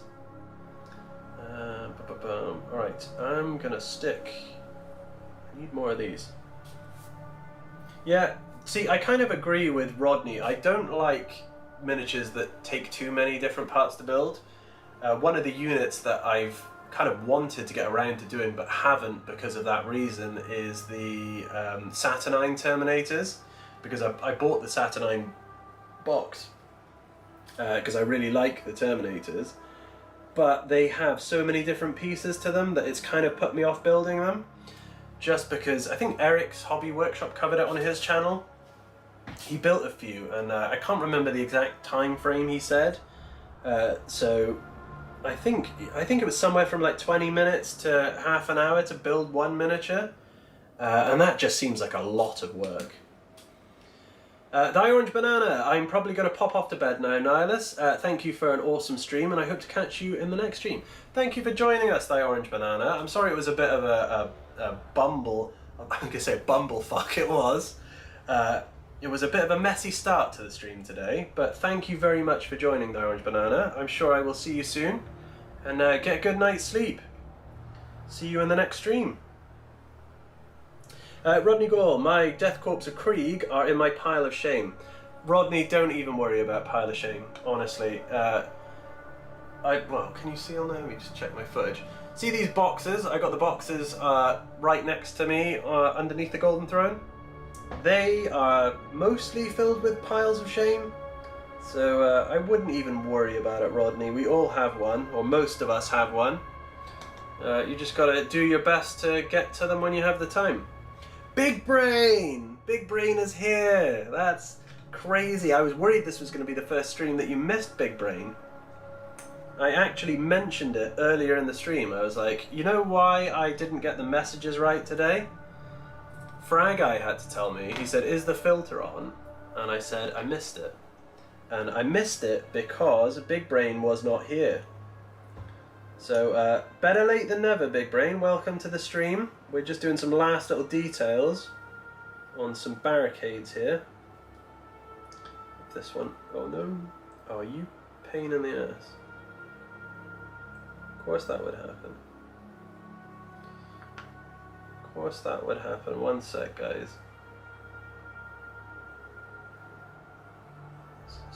This one is not playing ball, but when I can get it to play ball, no. If I can get it to play ball, yes. All right, I will check messages. So, excuse me a second.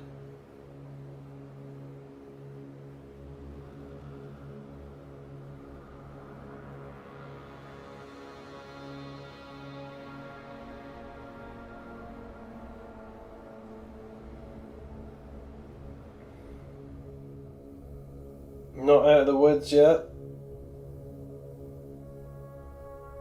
There we go. Fantastic. Right, let me see this chat. Frag Guy, I've tried a few before. The Revel is not very good. Tamiya is a good one. Mr. Hobby, but Microset, Microsolve are the best. Yeah, these are the ones that I get on with the most. I'm not sure what brand they are. Microscale Industries. I get on with these really well. I think they're like £8 on, I get them on eBay. Hey Big Brain, you did it. You did do it, Big Brain. I was worried that this was going to be the first stream that you didn't actually appear for, so congratulations. I'll have to grab a bottle. Nice one. Honestly, Tom, like I'm not sponsored by these guys, but I would recommend it. I think they are very, very good. They've just made the process easy for me, so yeah. And the thing is, if I can do it, any of you guys can do it, honestly. Big Brain, I'm doing stuff with university. It's cool, Big Brain, it's cool. These are always here, these streams are always here for you guys to drop in and drop out whenever you feel like it. It's not like mandatory to be here. I was just having a little chuckle because you've done like, because what have we done, like maybe 20 streams I think, and you've always been here, or you've always managed to get here. So I thought today was going to be the day, but no, you got to do what you got to do, Big Brain. So you know, never feel obliged. Frag Guy. Well, it wouldn't have been a good excuse. No, well, it wouldn't have a good excuse if you wouldn't have made it. Trader Guardsman, we have a meteor shower in an hour to the northeast, if in the UK. Oh, I didn't realise that, Trader Guardsman. I know there was the eclipse earlier, and people were going mad for that, but wasn't, you know, I wasn't too bothered, I guess. Not that I don't think it's kind of amazing, it's more like I didn't have a way of looking at it, and I think we only got like 75% coverage, so we didn't get a total eclipse anyway. And I had to set up this, so. Frag Guy, but you're all here now, so all good. Lucky you stream late. Yeah, we're going a little bit later. It's nearly 10 past 11. We've definitely had a later stream this evening. Just kind of hanging out, talking about stuff for the most part. And applying, talking about applying transfers, I was going to let that one dry without actually positioning it. Yeah, we've just been working on details for this, for the project, Big Brain, so. It's been good. Missed the eclipse. Well, I don't think you missed too much, Big Brain. You can always go on, I'm sure there's lots of videos that show the eclipse. And they probably show it in much better detail, so it'd be better to watch them, especially if you don't have the glasses or any way of safely watching the, you know, eclipse. Boom. Cool, alright, so we just have one more transfer. Frag, I watched the eclipse, it was awesome to see, but I'm a space nerd. Yeah, that's the thing, I do think it's awesome, like, I do think it's an awesome event, but I just didn't have a way of looking at it, and I was setting this up, so it just didn't happen. But when I'm chilling out later in bed, I'll probably just watch a video and see, you know, see it in some high detail. Cool, alright, let's get this last one on now. I think we are probably going to need to draw this to a close though, guys. Viet Cong grew, I'm in Edinburgh, it was 90%. Oh, fair enough. You saw one in 12. I can't remember the last time I seen an eclipse. I feel like I was in school last time I seen an eclipse. And if it was 2012, I probably was. It's a long time ago now.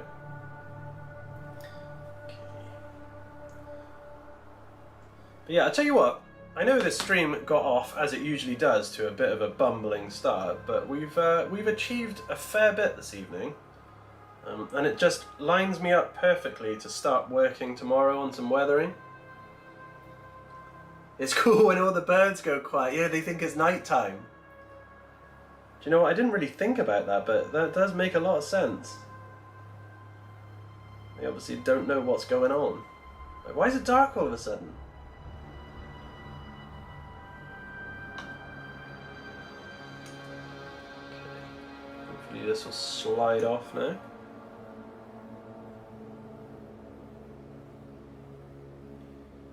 Then we've got to call it an evening.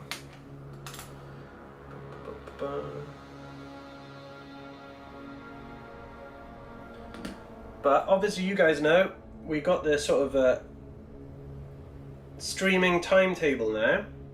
So if you are enjoying this, if you are new here, I stream on Wednesdays, Fridays and Sundays from about 8 o'clock BST till usually till about 10:30. So we've gone over a little bit, but it's been very productive.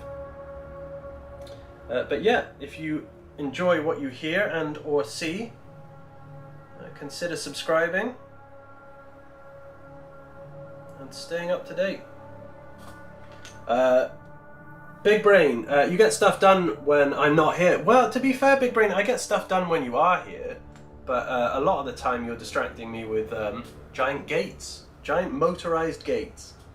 Okay, so let's show you one of these, because this is going to be the final product for our large barricades. Let me try and cover my face so you can see the actual detail.